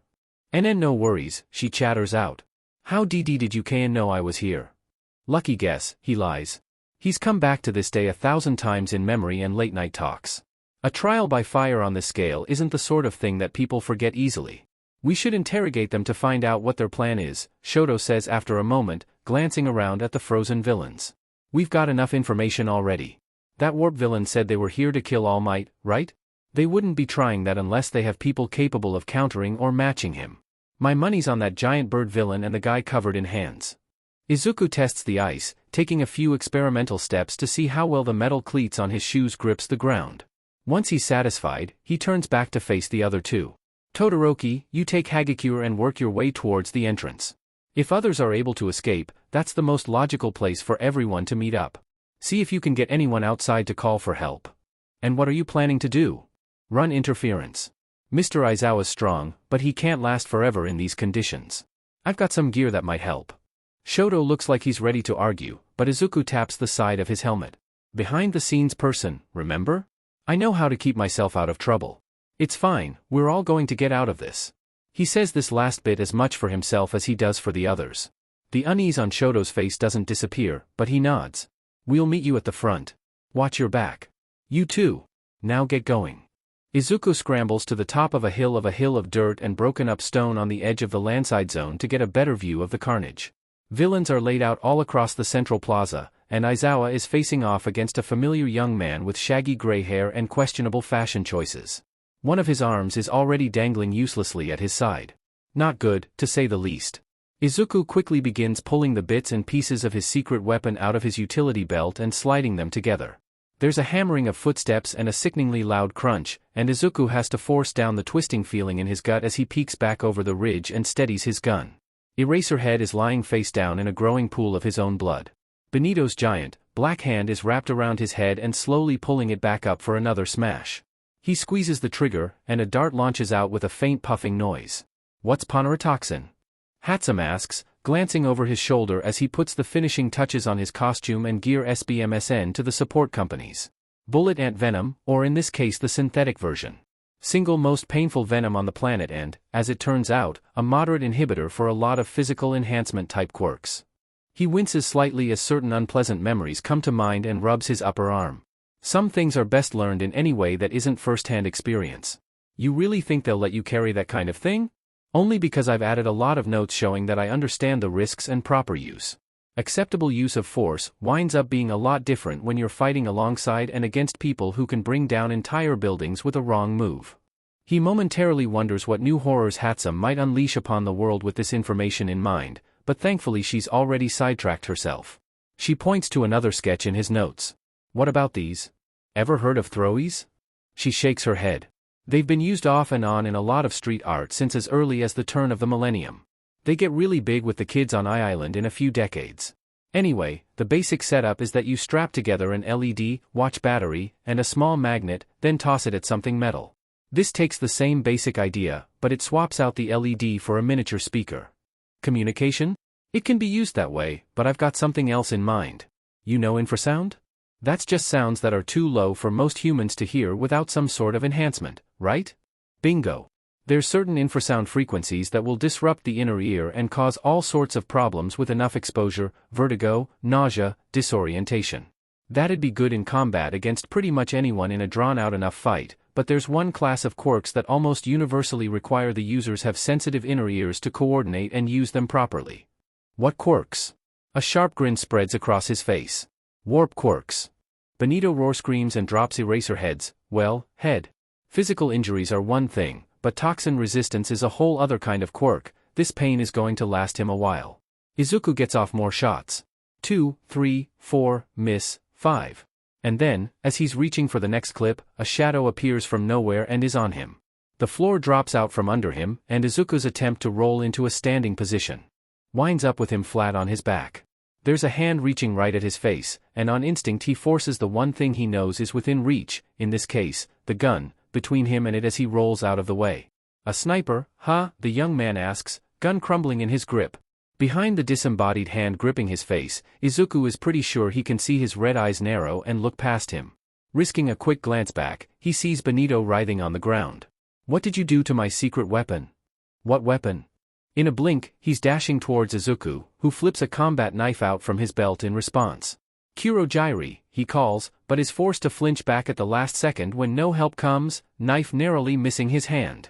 Behind him, Kurogyri is doubled over and looks like he's trying very hard to not just melt into a puddle. Camouflaged against his metal collar, Izuku can just make out the bump of one of his throwies. Sorry, maybe I should have asked which weapon. Izuku's mind is racing 100 meters a second. He was hoping to avoid being caught at all, but he's well past that point now. He's also the only thing standing between the unconscious Eraserhead and a killer. The text should have already gone out, but the rescue is going to need time to get here, time that they don't have. Well, time for the ace in the hole, then. Hello, Tenko. It's either the exact right thing to say, or else the exact wrong thing. Shigaraki zeroes in on him and charges even faster than before. How do you know that name? Izuku just manages to dodge out of the way, making another swipe and getting his knife disintegrated for his troubles. You won't know if you kill me. Plus, I just took out 2 Nomu without even using my quirk. Isn't it worth it to keep me alive a little longer to talk? His breathing and the scratching at his neck are getting heavier and faster. Izuku's pretty sure he sees blood. HHHHS, filthy cheater. Fine, talk, starting with how you know that name. Same way I know lots of things, he says holding his hands in a placating gesture. I talk to people. I listen. It's how I know your name. It's how I know your quirk. It's how I know you and Kurogyri over there could have been heroes in another life dash. He's cut off by another swipe from Shigaraki, but this one is either half-hearted or disoriented compared to the others, and he quickly returns to his scratching. What makes you think I'd ever want to be a hero? They're all scum, and everyone who follows them is a dupe who can't do anything for themselves. But you did. Maybe some part of you still does, I don't know. I know about Hana, though. Shigaraki inhales with a sharp hiss. I know about your grandmother. Shigaraki charges him again, faster than before but sloppy, like a puppet with his strings cut. Izuku can still stay a few steps ahead of him in combat, a familiar pang in his head warning him whenever Shigaraki's disintegrating touch comes to close. She's dead, they're all dead, you annoying little glitch. You can't know that. I can. I can because I knew Nana Shimura. I've walked with her and fought with her and cried with her. I know you've got some of her face. I know she would have never abandoned your father to protect him if she knew the monster it would turn him into, or what her killer would do to her grandson. A cry of what Izuku can only think of as animalistic rage escapes Shigaraki as his fingertips brush against Izuku's chest plate, destroying it. They both stand panting, tired.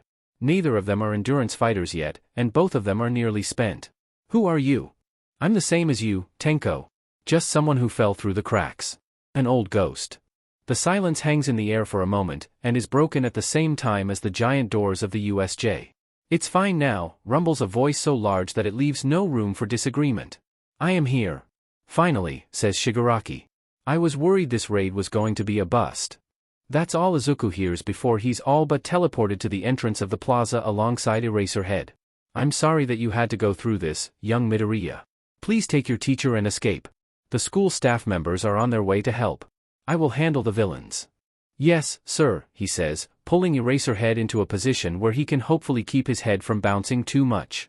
Glancing back, Benito seems slower than he remembers. Less coordinated. He supposes he has the bullet ant venom to thank for that, but that's not what worries him. He's not even especially worried about the faint trail of steam behind All Might that he's almost certain he sees. All Might is faster than he should be. The other pros arrive in just a few minutes, and everything switches gears from chaos to a more intense, organized chaos. Izuku prioritizes what little medical aid he can give everyone, but he only has basic supplies and there's only so much that they'll let a student do.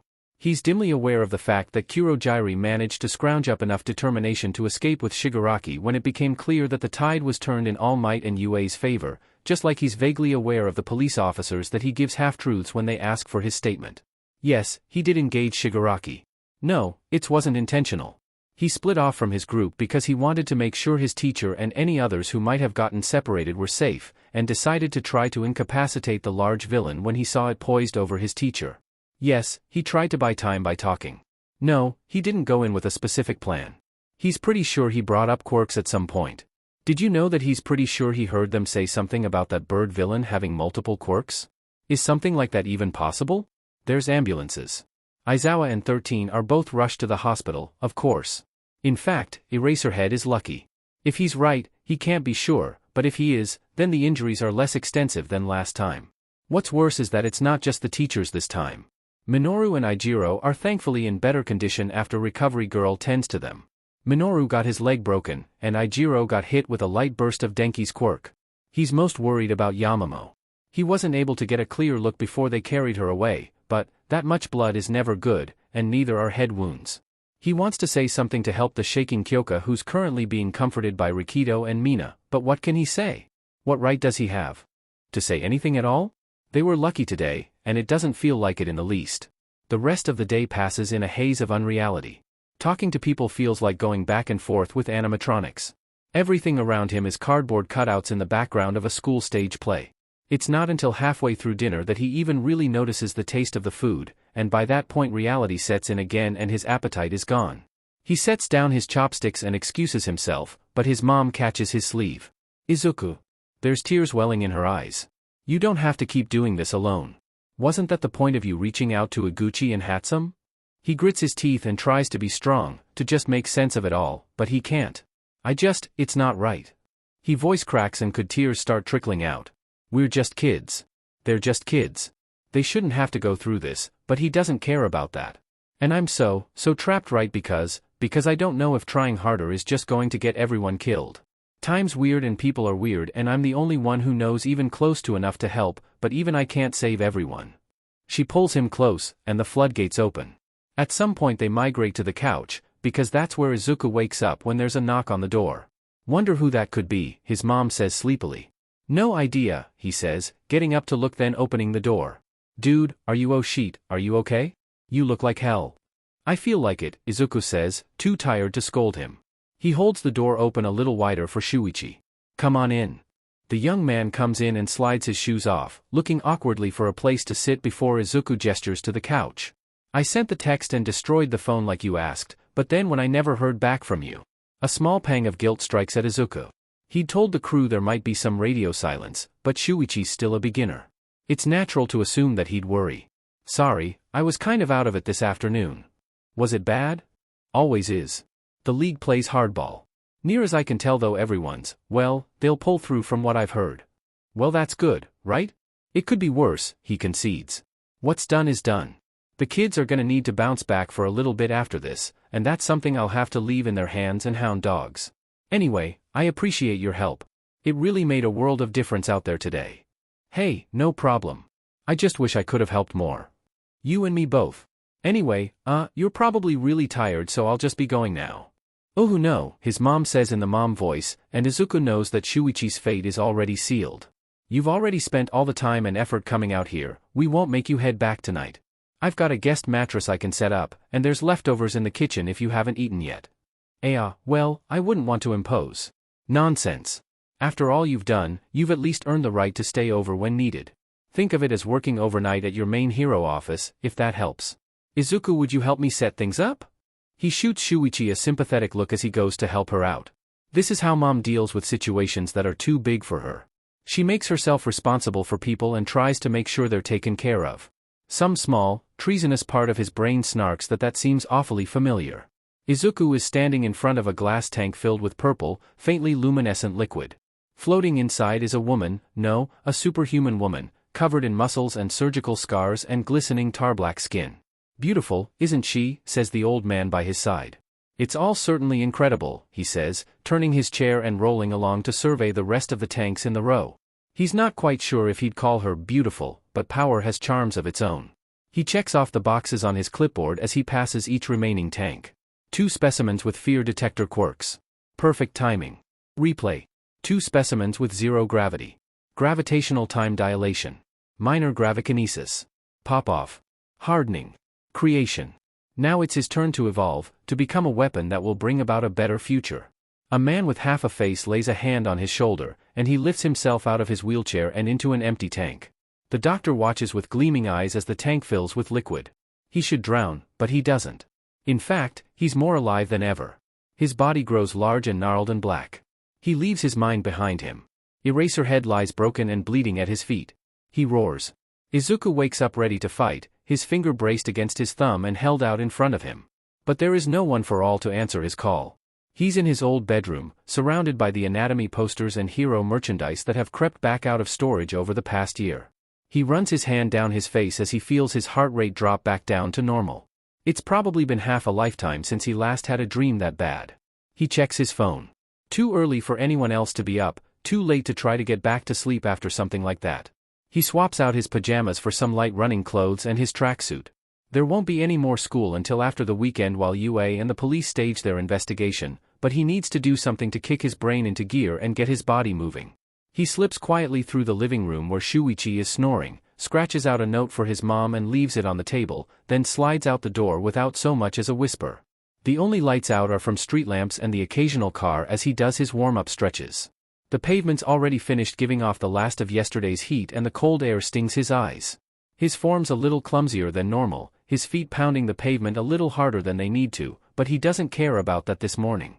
He just needs to move. He decides to deviate from his usual route to give his brain something to latch onto. The businesses and residential areas he passes all still seem to blur together after a while, but it's a refreshing change of pace. He glances down to check his location, and it's only the quick and sudden static in the back of his head that lets him look up just in time to skid to a halt and narrowly avoid crashing into the person rounding the corner in front of him. Sorry. Tokoyami?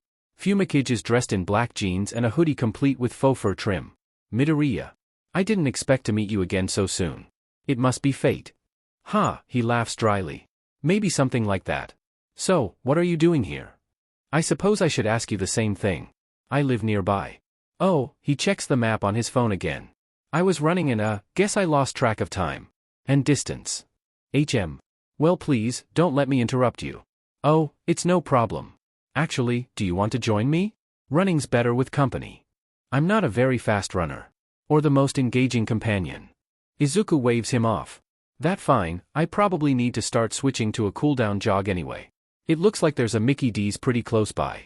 Maybe we could grab breakfast, if you haven't eaten yet? He seems to consider it for a few moments, then nods his head once. Very well. Lead the way.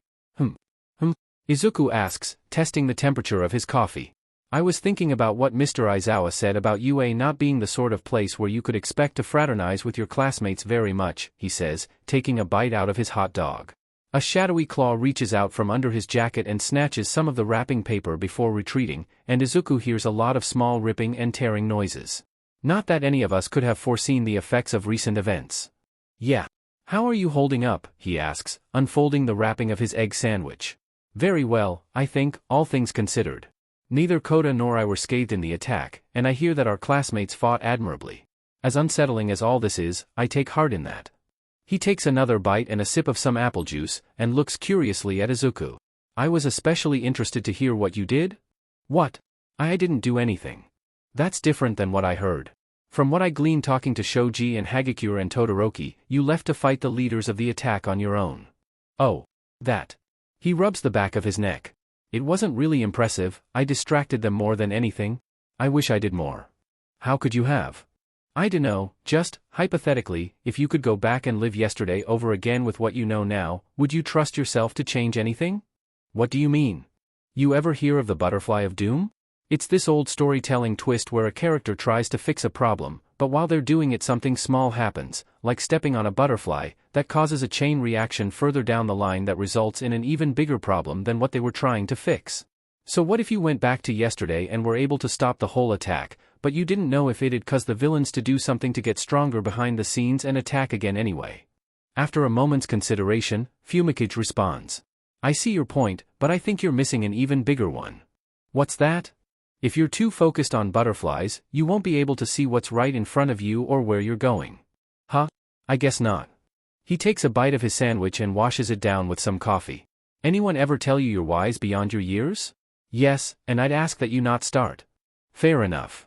Izuku has been called an old soul enough times to know how quickly that sort of praise loses its charm. The sun's just rising over the rooftops when he parts ways with Fumikage. Tashinori is sitting in Tsukachi's office going over the case report from yesterday when his phone vibrates with yet another unknown caller. He shows Tsukachi, then hits answer. Hello? Who is this? A gruff but slightly high-pitched voice answers. Tashinori, it's Yamakumo. Can you talk? He switches to speakerphone. I'm in Tsukachi's office. We're alone. Good, then he can vouch for what I'm saying. First off, I need to know, are the students and teachers okay? We can't reveal Tsukachi starts, but Yamakumo cuts him off. I don't need specifics, detective. I just need to know that they'll live. Tsukachi looks hesitant for a moment, then nods to All Might. At the moment, they're all stable. That's all I can say. Good enough for now. I'm sure you have questions. Several. Starting with how you knew the attack was happening when every alarm and wireless signal was being jammed. I'd love to tell you, but I'm pretty sure I'd be putting a lot of good people at risk if I did. He looks to Tsukachi, who nods in confirmation. All right, then how about something about yourself? Why did you introduce yourself as a friend of mine? Because it's true, at least from my point of view. Not that I blame you for not remembering me, an unfortunate side effect of my quirk, and it's been a long, long time since we first met besides. Tashinori's eyes widen while Tsukachi scribbles out notes. Even if it's just a side effect of his quirk, it's the first solid lead they have on Yamakumo's identity beyond the one picture. He waits for Tsukachi to signal for him to continue. Why are you doing this, and why all the secrecy? The secrecy is because revealing too much about myself would draw all the wrong kinds of attention and make it even harder for me to help than it already is, and I'm helping because I care and have people I want to protect. Simple as that. Speaking of, how's the progress on the Eri case? That's classified, Tsukachi says. There's a sigh on the other end of the line. Always a stickler for the rules, weren't you, Tsukachi? But I understand. On to other things. I take it you recognized the workmanship behind the villain you fought, Tashinori. His face darkens. I was hoping it wasn't him. I'm afraid it is. All for one survived. You're sure? Positive, I've seen him with my own eyes. The tests the police are running on that Nomu will back me up when they come back. I see. Is there anything else you can tell us? Afraid not. There's still too many unknown variables at this point, and acting too soon might force him further into hiding and make him impossible to track. There is one more thing, though. I don't mean to pry, but you have found an inheritor for One for All, haven't you? With all due respect, Yamakumo, I don't think that's any of your business. You can't fight forever, Tashinori. You know as well as I do that quirk doesn't stop growing, and your body can only handle so much. Be that as it may, whatever decision I make has nothing to do with a faceless stranger on the phone. Goodbye. Goodbye, All Might. I'll be in touch. Come Monday, Izuku's relieved to find that most of the class is bouncing back well from the events of the week before. Kyoka's temper is maybe a bit shorter than usual, and Minoru and Koji's ever-present nervousness is rearing its head, but they're making it through it. They're tough kids. Everyone please take your seats, Tenya announced from the front of the room. Ida, everyone's already in their seats, Denki says. Yeah, you're the only one who isn't, seconds Sato, and Izuku is extremely grateful that he doesn't draw attention to the other empty seat in the classroom. Tenya makes his way to his seat, chastising himself the entire way, and sits down just as the door opens. Eraserhead comes in, to the collective astonishment of the class, and Izuku takes a moment to check him over for injuries. There's bandages, of course, he'd be surprised if there weren't. A neck brace too, by the look of it. But he's using his arms, if gingerly, and Izuku can see more of the man's face than he remembers. He definitely shouldn't be up and about yet. If Izuku still had his medical license, he'd probably be tempted to handcuff the man to a bed, but internally he breathes a sigh of relief. Eraserhead is going to be fine. Eraserhead brushes off the various questions of concern. My well-being isn't important. We have other things to attend to. First and foremost, the UA Sports Festival is approaching quickly. A wave of excitement and relief sweeps through the class. Everyone knows about the sports festival. Even now it's the most widely watched sporting event in all of Japan, and it only gets bigger in a few decades with the formation of the International Youth Quirk Games. Is it really okay to host the sports festival? What if there's another attack, asks Kyoka, and a few of the others mutter their assent. That point's already been discussed by the school staff. Apparently, this is to show that UA withstood and is recovering from the attack. Still, we are taking precautions. Event security is going to be at least 5 times as strong as previous years. We're also doing this for the students' benefit. Grades can only show so much when applying for hero internships, especially your first time. That's where the sports festival comes in. Top pros from all around the country will be watching. This will be your chance to really show what you can do. Your chances are limited, so try your hardest. Homeroom dismissed. Ida, Midoriya, meet me in the hallway. Izuku blinks at the mention of his name and then, once he's taken about 5 seconds to process what was actually said, he follows Tenya out the door. Sensei? Aizawa's eyes flick to Tenya, who clears his throat. My apologies, Midoriya, but I was actually the one who wanted to speak to you. Oh, yeah? Shoot. It's about Yaoyorozu. Izuku SCKS in a sharp breath. He was wondering where that gnawing feeling in his gut went. She's stable. Tenya quickly clarifies, she's alright, but her left eye was badly damaged by one of the villain's attacks. Even taking healing quirks into account, it will still be a while before she can resume normal classes, and even once she returns she'll need to prioritize her studies and further recovery. As such, she's asked me to find a replacement for class vice president in the interim. Oh. Okay. What does that have to do with me? Well, I was hoping you'd take the position. Me? Tenya nods and chops the air a few times for good measure. Yes. You showed impressive composure and judgment during the training exercise and, from what I hear, the villain attack. Your analytical skills are also clearly very developed. I'd be honored to work alongside you for the good of our class. A half-dozen other responsibilities flash through Izuku's mind. He has to train Shuichi more. He's got to put a stop to whatever nonsense Stain is up to, maybe even save Tensei while he's at it. He's barely figured out his game plan for the training camp. Kamino is still up in the air. He's got to find a way to arrange things so that Eri can be rescued. He doesn't even want to think about the MLA with his current resources. Yeah, no, that's not happening. Ida, I appreciate the offer, really, but that's just not where my skills lie. But, there might still be something I could do. He adjusts his glasses. I see. What do you have in mind? If I give you my contact info, can you pass it on to Yaoyorozu? If she wants to reach out for help with anything we're going over, I'd be happy to help. Oh, and if you're looking for a new vice president, you might check with Azui during lunch. She seems like someone who'd be good at managing the class. An excellent idea, Midoriya. I'll reach out to her, and I'd be happy to pass your information and offer along to our classmate. If that's all, Eraserhead drawls, then you're dismissed, Ida. The other boy nods and returns to the classroom, and the pro shifts his gaze to Izuku. Now for you, problem child. Izuku doesn't squirm under his gaze, but he does stand a little straighter. Sir? I'm sure you're tired of hearing about what you did last week, but I do have a question for you. Do you know what my response is to students who rush into danger like that? An essay on safety? He asks hopefully. He already knows what's coming. Close, I expel them. He lets the threat hang in the air for a moment. At least, that's my normal approach. I can recognize that last week's events took place under extenuating circumstances. I don't want it to become a habit. You're still young, but believe me when I say that you're not immortal. Do you understand? Yes, sir, I'll try to limit that kind of behavior in the future. Izuku lies through his teeth. Those were extenuating circumstances and definitely not something I should treat as normal. Good. Thank you for your time. I'll be expecting that essay on proper emergency safety by the end of the week. 4 pages. Sometimes, Izuku wishes he remembered how to keep his mouth shut. Ah, the sports festival. He remembers cheering on Shun from the stands. Despite her best efforts, she never placed or got scouted for the games, but that didn't matter to him. She went into every year and every round with just as much fire as her mother and himself before her, maybe even more. Grew up to be a fine young woman and fine hero too, just like he always knew she would. Midori? He's shaken out of his memories by the spitting image of Shun in her school years standing in front of him. Well, almost. She did take after his side of the family in the hair department. Oh, Uraraka. Sorry, I was spaced out. What were you saying? No problem. I was just checking with you and Todoroki if this spot was free.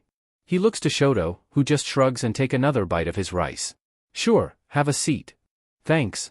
So, either of you have any big plans to prep for the sports fest? I'm just going to continue my normal training, Shoto says. Same for me, Izuku says, deciding to leave the actual contents of Shoto's training, and his own for that matter, as a subject for a different time. I'm planning to do my best, but I'm also working on not overdoing it with my quirk, you know? Oh, right, your migraine thingy. I get it. It's the same with me and my nausea if I overdo it. What about you, Todoroki? Is that why you don't use your heat very much, because of a limit? Shoto goes very, very still. Izuku tries to play damage control. I mean, that's kind of a personal question, isn't it? Especially if we're going to be competing in a few weeks dash, but Ochako already seems well aware that some invisible line has been crossed. It's fine, he says in that icy tone that Izuku is becoming all too well reacquainted with. But then he takes a breath, and his expression and posture soften. That's part of it. It's a sore subject. I'm not interested in talking about it further. Gotcha. Ochako prods absently at her rice a few times. You know, my plan was a lot like yours, Midori, but now I'm not so sure. Oh? She nods. I mean, I was gonna try no matter what, but after last week. I dunno, but it doesn't really feel right for me to hold back at all. She pumps her fit a few times with a shaky, determined smile on her face. So, I'm gonna go all out. Everyone's gonna know my name by the time I'm through. Plus ultra. Right? Hey, what's that look for? Huh? What look? Just then, you got this funny look on your face, like you were all stunned or something. Oh. It's nothing. Memories creep back, and for a moment, he smiles without having to try. You just remind me of someone I used to know, is all. Out of my way, extras. I've got an appointment to keep. Hitoshi pushes and slides and elbows his way through the crowd.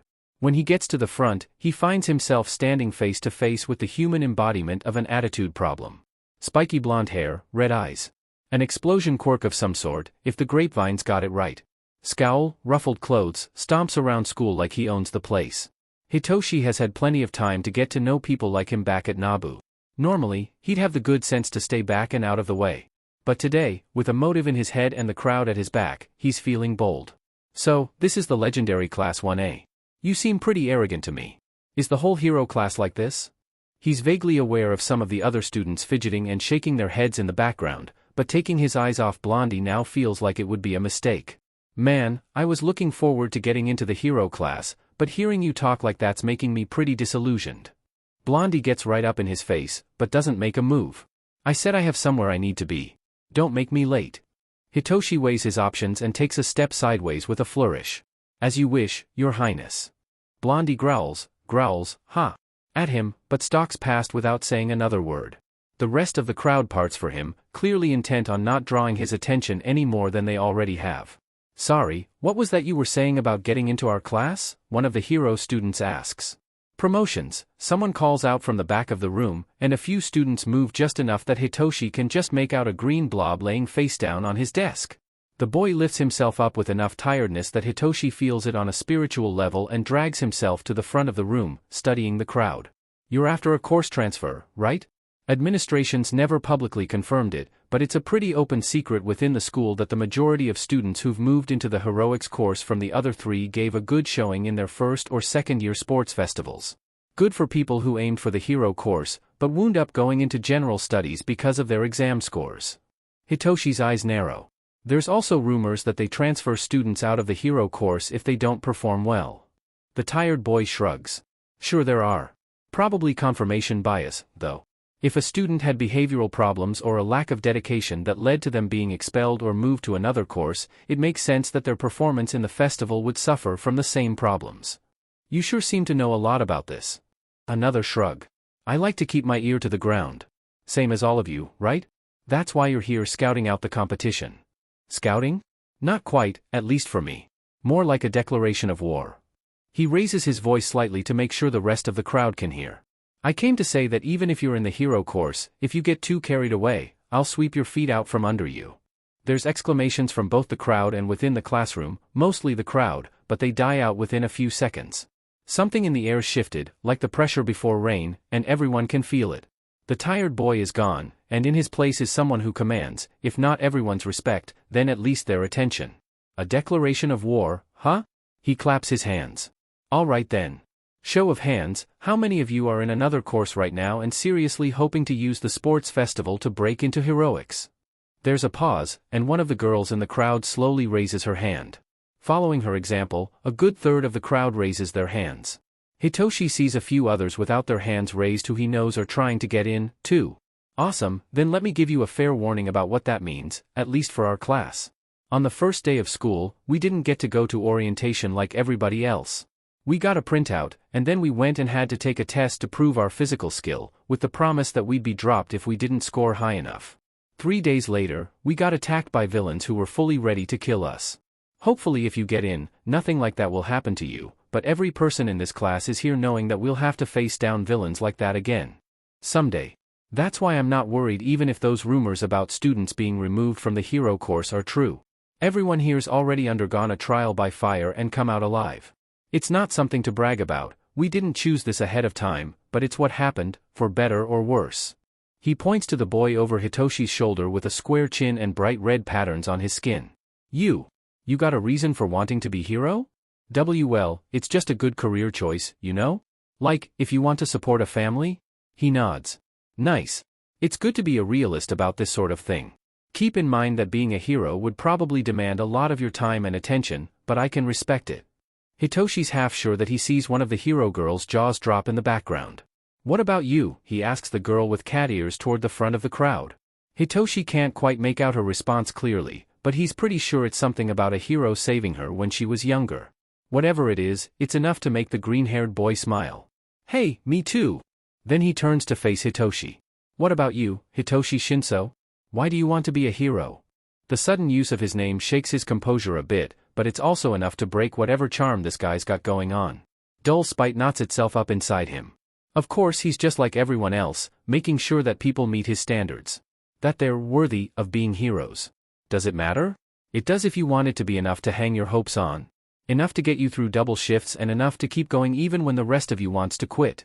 He claps his hands again, and suddenly the tired boy is back and everyone can breathe easy again. But that's different for everyone. So long as you're really set on helping people, I'm sure you'll be fine. Anyway, if you tossed down the gauntlet while Kaken was here, I'm sure he'd have accepted on behalf of everyone, but since he's not, he look around at his classmates, everyone ready to work hard and do our best at the festival. There's some hesitance from a few people, but in a few moments the class reaches a consensus.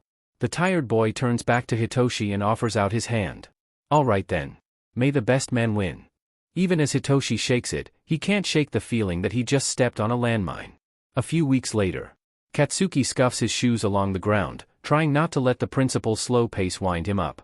Remind me why we're doing this again? Because the weather is wonderful today, Nedzu says, inhaling deeply. Even a hardened bureaucrat can only put up with 4 walls and a desk for so long. Do you have any outdoor activities, Mr. Bakugo? I hike. Mostly during summers, Katsuki admits. Ah, splendid. I've never gone hiking myself. Never seem to have the time, but the accounts I've heard sound wonderful. If I ever get the opportunity, perhaps I'll ask you for trail recommendations. They, mostly Nedzu, make a little more small talk. Katsuki's still not a fan, or very good at it, but he manages. I've been following your academic progress closely, and I must say I'm impressed. Katsuki hopes so. How the hell is he supposed to leave his mark at a place like UA if he slacks off? Still. Not like it's a fair challenge, he grunts. Ah, you mean the absence of Miss Yayorozu.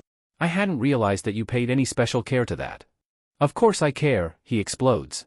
What, you think I'll be happy with being the best just because some lucky shot managed to take out Ponytail? That's not a victory, that's bullshit. Ah, I think I understand now, Nedzu says. Well, then at least I can give you a reassurance that Miss Yayorozu is expected to return next week after the sports festival. Katsuki perks up at that. He hasn't managed to outstrip Deku's intelligence quirk yet in academics, but constantly going up against just him and 4 eyes was starting to get old. Speaking of, I'm sure you're looking forward to the opportunity to stretch your wings, let's say. Any special plans for the festival? Fire crackles in Katsuki's palms. Now the old rat's talking his language. What else?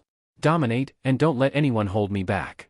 Shuichi peers in through the warehouse's second-story window, making mental notes of everything he sees.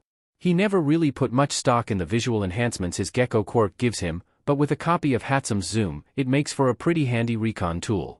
He silently moves along to the next window and the one after that, then moves a couple rooftops over to meet with Izuku. Looks like they've got 6 trucks parked inside here. He points out a spot on the rough blueprint of the warehouse that Izuku's put together.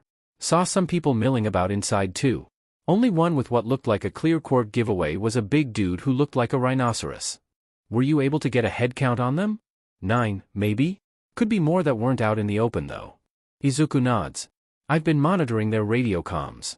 They've been pretty good at limiting the chatter, but I've at least got enough to confirm this is the right place and they've already got the trucks loaded up. Shuichi can hear the edge in Izuku's voice even through the voice modulator and frankly, he can't blame him. Okay, here's what we're gonna do. Crash. Izuku rockets himself through one of the boarded-over windows, shielding himself with a burst of air. Shuichi counts to 5 then slips through the opening, keeping to the darker corners of the warehouse and working his way down to the trucks. Izuku's drawing the attention of the villains, giving him space to work. Most of them have already been disarmed with well-placed air bursts, but a few seem to have ranged emitter quirks of some sort. Better be extra sure to steer clear of them. He reaches the first truck and places his palm on the hood before applying a gentle pulse of breakdown. The only giveaway is a faint creaking noise, thankfully not enough to draw attention, not with Izuku flying around the place like some unholy hybrid of wrecking ball and ballerina. Still, it's gonna give someone the surprise of their life if they try to fire up the engine. Everything goes fine until he gets to the 5th truck. He's lucky that he gets the stupid one. Instead of pulling his gun and, taking advantage of having a ranged weapon, the villain shouts and charges Shuichi as he draws it. He makes the split-second decision to dash towards him and tuck into a roll, knocking the guy's feet out from under him.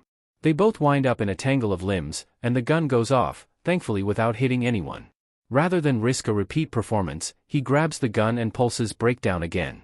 It disassembles itself in seconds, and the villain's surprise at losing it gives him the opening he needs to smack his head against the ground, enough to daze him and let Shuichi get away and slam his hands against the hoods of the 2 remaining trucks. The good news, breakdown works wonders, and the trucks are definitely out for the count, their front ends crumpling under his touch. It looks like the guy he tussled with also went down a lot harder than he first thought. The bad news, breakdown cost stamina, and he didn't regulate that last pulse too well. Also, Rhinoceros Dude is charging straight at him. He uses the split second he has before impact to swap out his overlay disc for muscle enhancement, and launch himself backwards. He considers reaching for his sword, but with how thick-skinned this guy looks, he doesn't want the chance of it being ineffective. Instead, he keeps both hands open and himself mobile. The thug hits hard and fast and seems to nose his way around a fight, and a year ago he would have spelled the end for Shuichi. But now he's fast and strong and experienced, too. Every time the villain brings down his boulder-like fists, Shuichi is gone and the craters they leave only hurt the floor of the warehouse. Eventually, he manages to snag the guy's arm and pull himself up with his grippy fingers before bringing down a 2-fisted blow on the guy's head. The villain wobbles for a second, then is out like a light. By now, his energy reserves are running low. Izuku's managed to mop up most of the other villains, but there's still a couple giving him trouble. He hangs back for a moment, not wanting to dive in until he sees a clear opening where he won't get in the way. And then one of the villains gets Izuku with some sort of rippling energy thingy, and hanging back isn't an option. He looks for, a wheel that fell off one of the last 2 trucks.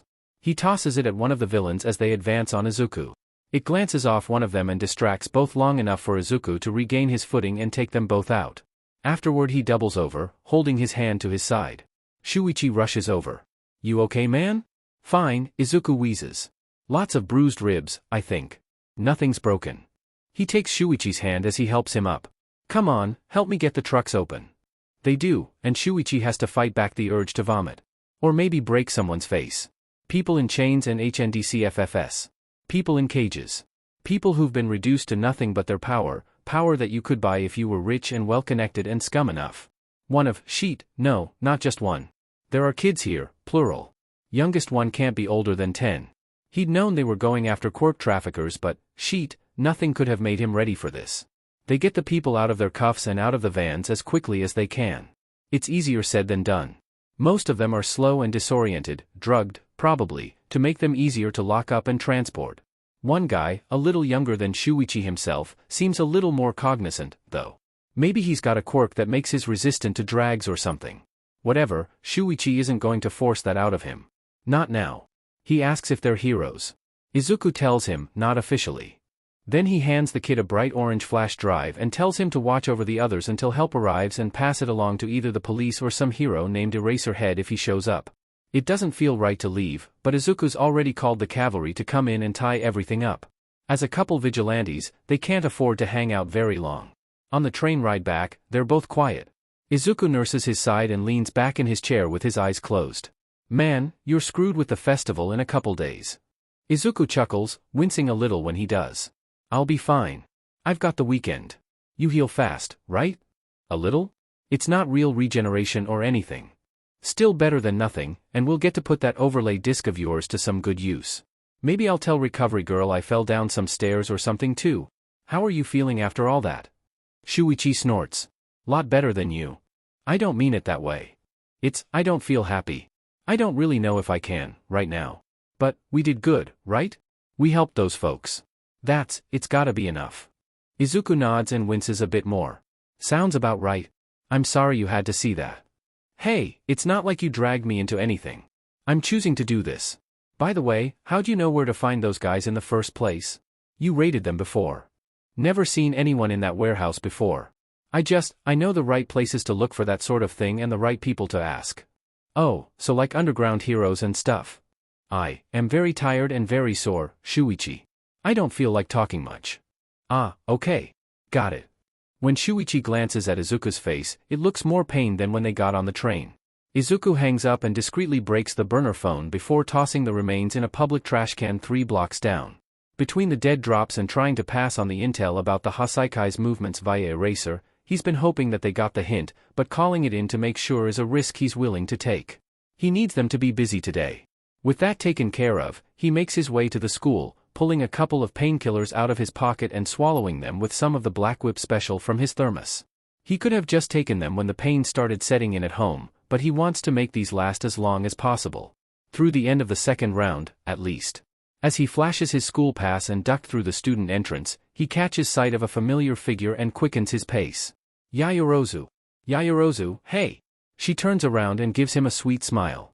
He makes sure not to let his reaction to the white medical eye patch over her left eye show on his face. Good morning, Midoriya. It's good to see you again. Wait, are you going to be competing? Her smile falls just enough to be noticeable. I'm afraid I'm not quite ready for that yet, but I'll be in the stands and paying close attention. The sadness is gone as quickly as it came, and there's a light in her good eye. I've already fallen behind too much. I don't intend to any further. Do you have a specific strategy in mind for today? He pretends to think the question over. With all due respect to the other's work ethics, he's going to be very strategically lazy today. There's very little that has to be taken care of at the sports fest that can't be taken care of in the long term. Todoroki's already opening up a bit, even without a proper breakthrough. There's no real need to impress anyone, least of all Gran Torino. He's got Mei's help, a favor in his back pocket, and a few plans for Shinso already put together. And on top of it all, he's got a splitting headache. Yup, definitely a lazy day. Try not to get blown up, he suggests. She laughs at that. They make their way through the halls until she has to split off to head to the stands and he makes his way to the prep room. He knows it's selfish, given what she's had to deal with, but the talking makes him feel better. He recognizes that light in her eyes. Yayorozu is a survivor. She'll be okay. They're all gonna be okay. Midoriya, Shoto begins. Izuku looks up blearily. Buo? Looking at things objectively, I'm definitely stronger than you. Oh. You have got to be kidding me. His luck cannot be this bad. He's been very careful not to do anything that would make him stand out this semester. He doesn't even have one for all. But here they are, doing this dance again, same as last time. But, from what I've seen, I also think you've developed your skills the most out of anyone else here. That's admirable, but it also means I'm going to have to beat you if I'm serious about being the best. The entire room goes silent, until Denki pipes up. Oh, are we gonna see a clash of the titans? Cut it out, Ijiro says, gently nudging him out of the way. Come on guys, can't we not pick fights right before the start? Shoto shrugs him off, but doesn't take his gaze off Izuku. Izuku shoots Iai a grateful smile, but turns back to Shoto. Time wants to play hardball, fine, he can play hardball. Time for Operation Brute Force Friendship. Not quite sure what you mean by that, but do what you think you have to. I've got an idea for how to raise the stakes, though, if you're interested. Ijiro facepalms, but Shoto quirks an eyebrow. The events themselves change, but every sports festival has 3 rounds. In every event where one of us comes in behind the other, we'll owe them one favor. Hey, Kaken, you want in on this? Yeah. Kaken asks, scowl curling up into a grin that shows far too many teeth. You said yourself that you can't win the sports festival. Really that eager to make your defeat even worse, Deku? Now wait just a moment. Tenya interjects, chopping the air and adjusting his glasses. While I'm inspired by your dedication, I cannot condone gambling between classmates. It's just a few small favors, Ida. What do you two say? Are you in? Your funeral, but you don't have to ask me twice. Todoroki waits for a second longer before putting his hand forward. I'm in. Izuku accepts and shakes it. Shota lifts his coffee mug and takes a sip, eyes skimming over the various feeds from different points in the course. The new scar tissue on his elbow still catches a bit, but Recovery Girl really is a miracle worker. Being able to get out and do some proper work over the weekend didn't hurt either. Really, they should have gotten Vlad to do this. He'd take better to the whole announcer bit and, if Shota's being honest with himself, he's better at running analysis of large groups like this. Still, no use letting a crisis go to waste. He keeps a close eye on things, interrupting Hisashi every now and then to offer a bit of analysis or technical commentary. As usual, the heroic students are leading the pack, and that's even without taking into account the blockage caused by Todoroki freezing the executor bots. Well, there's something interesting at least. One of the support course students is starting to pull ahead. Ha, grappling hook and jets, a rational counter for the climbing obstacle. Now if only the rest of students would stop wasting so much time chit-chatting on the course. And now we've got our frontrunners approaching the final obstacle at a breakneck pace. It's flashy, it's loud, and if you don't watch your step, you'll be sent flying. Ladies and gentlemen, please welcome our competitors to the minefield. This one had, surprisingly, been Power Loader's suggestion. Apparently his problem child hasn't managed to completely turn him off explosions yet. And speaking of problem children, why is one of his flying through the air? Hisashi is screaming commentary next to him, but Shota tunes him out in favor of keeping an eye on things. Midoriya has somehow increased the yield of the mine's explosions, using a sheet of training bot armor to ride the force of blast. Right before his trajectory carries him into Bakugo and Todoroki's scuffle, he flips his weight around so that the metal sheet hits the ground and sends him flying again. He lands just past the edge of the minefield, rolling with the momentum and springing back to his feet. Whatever had set off Bakugo and Todoroki is suddenly no longer important enough for them to focus on each other, and both rocket forward after Midoriya, Todoroki's ice covering the mines and making a clear path for the rest of the competitors behind them. Unfortunately for them, Midoriya is nearly as fit as they are without taking quirks into account, has a head start, and is at a full sprint already. He crosses the finish line second before the other two and promptly collapses, spitting bile on the grass and dirt. Seriously? Don't you do anything by half measures, problem child? While the expression is relatively muted on him, Todoroki looks like someone slapped him with a fish, at least from this distance. Unhappily, Shota notes that this was probably a necessary learning experience. Whatever his reason for shying away from his prokinetic abilities, he's been coasting on half power all semester. He'll need to find a way around that limit soon if he wants to keep himself and others safe in the long run. Bakugo's probably in the best shape of the three, but he's curling his fingers and clutching one of his wrists. So that's where the limit of his power is, then. Shota was wondering why he didn't just launch himself over the mines like he had the first two obstacles. The anger on his face is to be expected, but he's keeping a handle on things this time. Good. He's growing. Midoriya staggers to his feet as the others start to filter over the finish line, hoisting his left fist over his head and giving the audience what might be either a brilliant grin or a grimace. As soon as she retrieves her cart of babies, Mei makes a beeline for the winner of the first round. Hey, Mamisama. You ready to put that plan of yours into action? Midoriya gives her a thumbs up and finishes saying something to another girl, probably one of the people from the hero classes, and giving her an apologetic smile. She looks a little down, but still offers him a fist bump before heading off. You got the gear? Mei taps the handle of the cart. Right here, 5 custom-made babies ready to go. And none of them are going to explode? Well, handsome. I'm kidding. We're probably fine. He sighs. You know, that's probably as good as I'm gonna get. He turns towards a cluster of her students. Hey, Jiro. A girl with purplish hair and a pair of tentacles?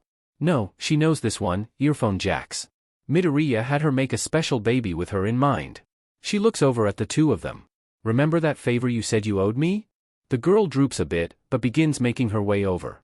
Seriously, with that bounty on your head? I'll make it worth your while, he assures her.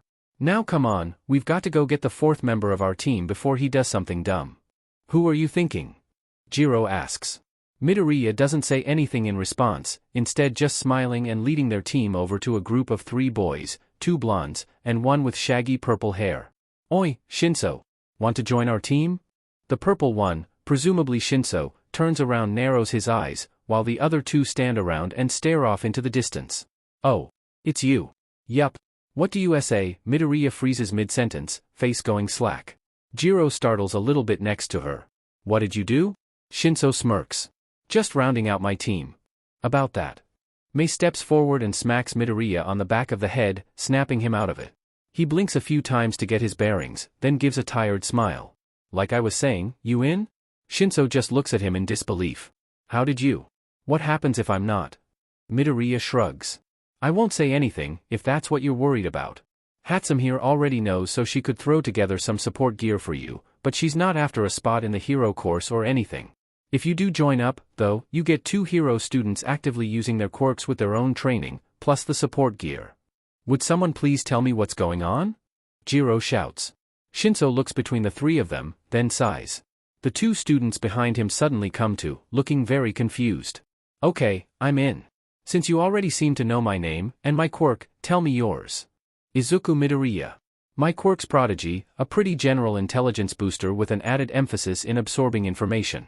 This is Mei Hatsum, her zoom gives her telescopic eyesight, but her real strength's in venting. Jiro. I can amplify sounds by plugging my earphone jacks into things, and I still don't know anything about you. Hitoshi Shinso. My quirk's brainwash. He half-heartedly glares around at them, almost like he's daring them to do something. When nobody does, he continues. If someone responds to me when I talk to them, I can grab control. It's sort of like they're on autopilot, so complex stuff's off the table. A big enough jolt will shake them free. He glances in Mei's direction. She just smiles at him, waiting for him to get to the end so she can start her sales pitch. And if I want to control multiple people, I have to target them each separately, or else backlash'll knock me out. Jiro takes a breath. Okay.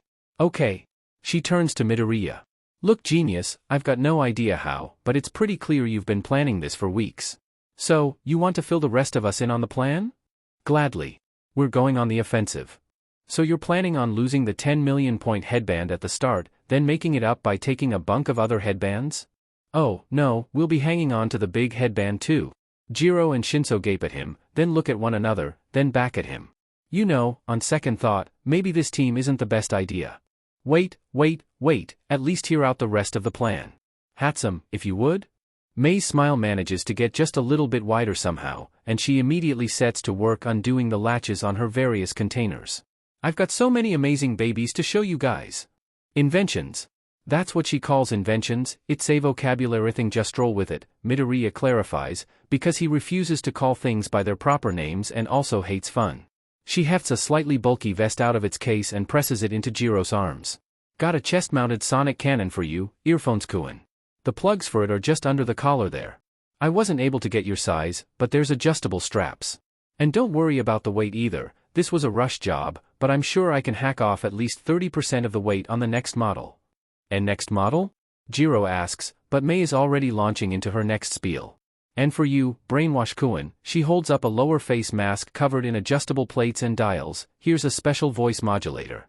It'll keep people from noticing when you're talking, and you can make yourself sound like other people. That last bit might take some practice, though. Shinso takes it and turns it over in his hands a few times, inspecting it skeptically. That's not going to work. My quirk loses its effect if my voice goes through electronics. No problem. There's not a single electronic involved. Huh? Okay, what else is there? Hover boots for the people in the back, some wrist-mounted capture foam sprayers, and a shoulder-mounted grenade launcher. And before you say anything about explosions, she interjects just as Midoriya is getting his mouth open, these are all lightweight stuff. Net pods, colored smoke, that sort of thing. Midoriya considers for a moment, then nods. That can work. Okay, here's how we're gonna do this. Midoriya snatches a pair of headbands off the dazed 1B girl with vines for hair, and Koyoka throws her weight to the side to swing their group's momentum around as the rest of the other team tries to figure out what just happened. Shinso's trash talk has been working wonders so far. She's going to have to keep a tight lid on things if she goes up against him in the finals. That said, it's dawning on her that he might actually be the least scary person on this team. Despite hardly breaking from his usual stumble around like a zombie routine, Midoriya's already set himself up against the two strongest people in the class, yanked the first round out from under them, then casually dropped a plan, with pre-made gear, on their laps for an event. And as for his friend, well, let's just say that Kyoka's only known Hatsum for about 15 minutes and can already tell that the girl wouldn't be out of place in a lightning-powered lab shouting, "It's alive!" Jiro. Right, Sports Fest. She skids to a stop just in time to avoid crashing into another team of 1B students and wastes no time sending her jacks after the leader's headband. Suddenly, though, they're blocked by something invisible but very much solid. Does one of them have a force field quirk? She pulls her jacks back almost instantly, and the rider's fingers just barely nick one as he tries to grab on. Well, he says, voice and smile both absolutely dripping with smugness, if it isn't the illustrious Class 1A. And, who are you? Midoriya asks. The blonde smile gets a little tighter, and Kyoka's pretty sure that she sees a vein bulging on his forehead. What, did your research not cover me? I'm wounded. Oh, well, perhaps you'll remember after this. Suddenly, two tendrils of some sort snaked out from his face and, hey wait a second. That's her shit. Midoriya, for his part, doesn't seem too caught off guard, wrapping gloved hands around the pretender's earphone jacks and giving a tug on them to knock him off balance. Jiro winces in sympathy, but quickly recovers when Midoriya gives the next order. Fire. Her jacks snake around and plug into Hatsum's monstrosity, and she lets loose. The effects are immediate. The horses on the opposite team flinch back and do their best to cover their ears, but the rider definitely has the worst of it, looking like he's about to pass out. He quickly undoes whatever it is that let him copy Kyoka's quirk, and Midoriya immediately capitalizes on the opening. He presses his middle two-finger to his palms, and some sort of pinkish foam sprays from the wrists of his gloves, covering the other team and quickly expanding to immobilize them. Then he slips a hand under their headband, yanks quickly upwards, and they speed away. So it continues. True to Midoriya's word, they spend almost the entire match on the offensive, snatching up headbands left and right. Every time they grab one, Midoriya flips it inside out to hide the value. Whenever another team attacks them, Midoriya's reflexes and Hatsum's gadgets stymie all attempts to take their points. Whenever they go on the offense, Kyoka's sonic cannon and Shinso's quirk break through any resistance. And then a chill runs down Kyoka's spine in the most literal sense possible. Another sonic blast manages to crack the line of ice headed directly at them, but it does nothing for the other two that swing around in either direction, cutting off all angles of retreat. In just a few seconds they're completely cornered by Todoroki's team. Kyoka makes a quick note of their composition. Uraraka to the back right, probably using her quirk, Ida in front for mobility, and Tokoyami on the back left with Dark Shadow playing defense. Okay genius, you got us this far. What's the plan now? I've got it, Shinso says, but Midoriya shakes his head. Keep it in reserve. We can use it if things get bad, but I've got a plan, and you won't want them to already know it for the tournament round. For now, focus on dodging. They can't make this much smaller without hurting their own mobility. That's all they manage to get out before Todoroki's team charges them. It quickly becomes apparent to Kyoka that Dark Shadow isn't just there to cover Todoroki's left side. Whenever she tries to line up the sonic cannon, he makes a swipe at her that forces her to reposition. Whenever they get close, Midoriya wards them off with a spray of capture foam from his gloves, but every pass they make gets just a little closer. Eventually, Dark Shadow gets in a lucky swipe, and Midoriya loses the band off the top of his head before they can pull out of range. Crap, there went our big points. Shinso says. Midoriya, for his part, seems only mildly worried. Jiro, hit the wall with everything you've got while they're distracted. She does so, then does her best to haul them over the remnants of the slick ice. They're nearly home free when she hears a shout from behind them. Go, go, go. They've figured out they only got the bait. Kyoka frantically scrambles the rest of the way and takes off running, but she can already feel Midoriya tensing above her. Change of plans, we need to turn around. What? She cries. They'll just catch us faster. Just trust me. She grunts and throws her weight to the side, spinning them around. From there, several things happen very quickly. First, she sees Midoriya making what looks like a finger gun in her peripheral vision, and hears some sort of humming. Second, she sees a bright flash of blue light from Todoroki's team. Third, there's some sort of loud bang sound. Fourth, she feels something crash into her and is suddenly buried under a pile of several people, looking up at the sky. And that's time, everyone, announces present Mike over the stadium speakers. And what an upset this cavalry battle was. Our 4 teams who are advancing to the next round are the only 4 teams left. Kyoka hauled herself to her feet as her own team and Todoroki's disentangle themselves from one another. Geez, what happened? Hatsum picks up a large net off the ground, beaming from ear to ear. My baby worked exactly as intended. Midoriya clears his throat and tosses something on the ground with a loud thump. Just for the record, I exploded myself plenty for one day in the first round. On closer inspection, the something turns out to be the smoking remains of the back-mounted grenade launcher Hatsum had given Midoriya. For the first time since Kyoka's met her, Hatsum actually looks sheepish. I did say we were probably fine. Midoriya just sighs and shakes his head. Yeah. Good work. To answer Jiro's question, it looks like Ida had a super move of sorts up his sleeve. We're lucky I caught on just in time to counter it, or else they might have gotten quite a few of our headbands. Kyoka reflects on the fact that if her bruised muscles could talk, they'd probably strongly disagree with Midoriya's use of the word lucky. Anyway, what do you call that, Ida? It's pretty cool. The class president adjusts his glasses, looking a mixture of frustrated and proud. Recipro burst. I based it off of one of my older brother's moves. In retrospect, it's a shame that I chose to unveil it for the first time against you. If it were anyone else, my surprise attack might have gone off as planned. Well, you can't win all dash is all Midoriya gets out before Todoroki pushes in front of Ida. Well, that's 2 victories for me, I think. You won out of the betting for the 3rd round? Todoroki clenches his fists, but doesn't rise to Midoriya's bait. We need to talk. Yeah, okay. You go on ahead, I'll catch up in just a second. Todoroki nods once before stalking off.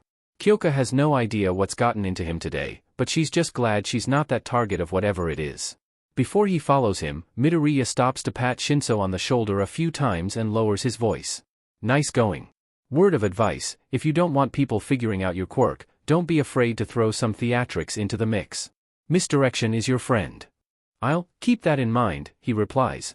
Midoriya nods and heads off, and before Kyoka has a chance to do anything else, Hatsum is all over her, checking things on the HRNSS and asking questions. Midoriya, are you a spy? The other boy's nervous, clouded-over expression turns suddenly focused. Wait, what? For my father. Did he put you up to this? Or are you working for the Public Safety Commission, as their eyes inside UA? Trying to get a read on the top-ranking students? Midoriya looks at him, dumbfounded for a moment, then slowly doubles over in laughter. Wait, you're serious? You really thought I was a spy? I don't get what's so funny. You're clearly trained, more than anyone else here, but you didn't take the recommended student exam. The way I see it, either someone planted you here, or you're a refugee from some alternate dimension where you had to learn to fight to survive. People can't just cross dimensions, Todoroki. I don't think there's even any quirks capable of that. Maybe not in this dimension. Midoriya groans and mutters something to himself about just like Hatsum, whoever that is, then shakes his head. Look, I'll tell you what. If I ever meet a dimension traveler, I'll owe you a week's worth of soba. Shoto nods. That seems like a fair wager. That still doesn't explain your training. Really, I just got lucky in the quirk department. That's all it is, I promise. Todoroki digests the information for a moment, then makes his decision. Endeavor's my old man. He tells the other boy all about his past. About his father's quest for glory and the destruction it left in its wake. About his mother's words as she broke. About his oath never to use his left side in battle. Through it all, Midoriya was uncharacteristically attentive and focused, processing every word until the very end. Are you asking me for help? Because if so, I'll do what I can. Is he asking for help? Shoto considers it for a moment. No. I don't think I am. You've been good to everybody so far, including me. I needed you to understand why I challenged you. Why I need to push myself. Midoriya hums, thinking. Why do you want to be a hero, Todoroki? Shoto starts. What? Do you want to be a hero? Because the way I see it, if all this was only about spiting your old man, you wouldn't even be here, you'd have thrown the first round, or even the entrance exam. So, why do you want to be a hero? I mean, you do want to be one, right? The ground feels like it's spinning under Shoto. Yes, but why do I want to be a hero? Midoriya watches for a moment, analytical bit sympathetic, before nodding. I get it. Sorry, that was a pretty big question. How about this, then? He raises his index finger. Start with one person. One person you want to save. And then go after them with everything you've got. He lowers his arm and turns away. Good luck in the finals, Todoroki. And then Shoto is alone with his thoughts. Bonus scene. Yaoyorozu, Jiro, Kaminari begins. The two girls turn around to look at him and Mineta. Did you need something? Yaoyorozu asks. Well, I figured you were probably in the loop, Mineta replies, but I just wanted to make sure you knew. They said that all the girls who are competing have to wear those uniforms to this afternoon's cheer competition. He pointed to a squad of passing UA cheerleaders to illustrate his point. Cheer competition, Yaoyorozu muses, oh. I think I know exactly what you're talking about. Why you do? Mineta squawks, prompting Kaminari to discreetly kick his leg. I mean, great. I was sure we could count on you. Yup. Yaoyorozu smiled. In fact, I think I was actually sent a message about it. Here, let's see if aha. She holds out her phone so the two of them can see it. And, more importantly, the open message on it. Midoriya. 7:43 a.m. Oh, by the way, Mineta and Kaminari are gonna try a prank before the third round of the sports fest. 7:43 a.m. If people didn't get a cheer uniform provided by the school, they don't need one. And there's no cheer contest. 7:44 a.m. Just trust me, it'll make sense in a few hours. 7:48 a.m. You might still see if Hagakure wants a uniform though. She seems like she might get excited about that kind of thing. But we only came up with that idea a few minutes ago. Kaminari protests. So you were planning to prank us, then? Well. Both Kaminari and Mineta freeze as Yaoyorozu smirks and starts waving at someone behind them, then slowly turn around with a dawning sense of horror. There, standing in one of the food lines and waving back, is Midoriya. On his face, a sheet-eating grin that would put Aizawa-sensei to shame. Okay, sadly the chapter is over. And if you enjoyed the video, just leave a like and subscribe with post notification. So when the next chapter is ready, you will be notified. Okay, see you in the next video. Bye.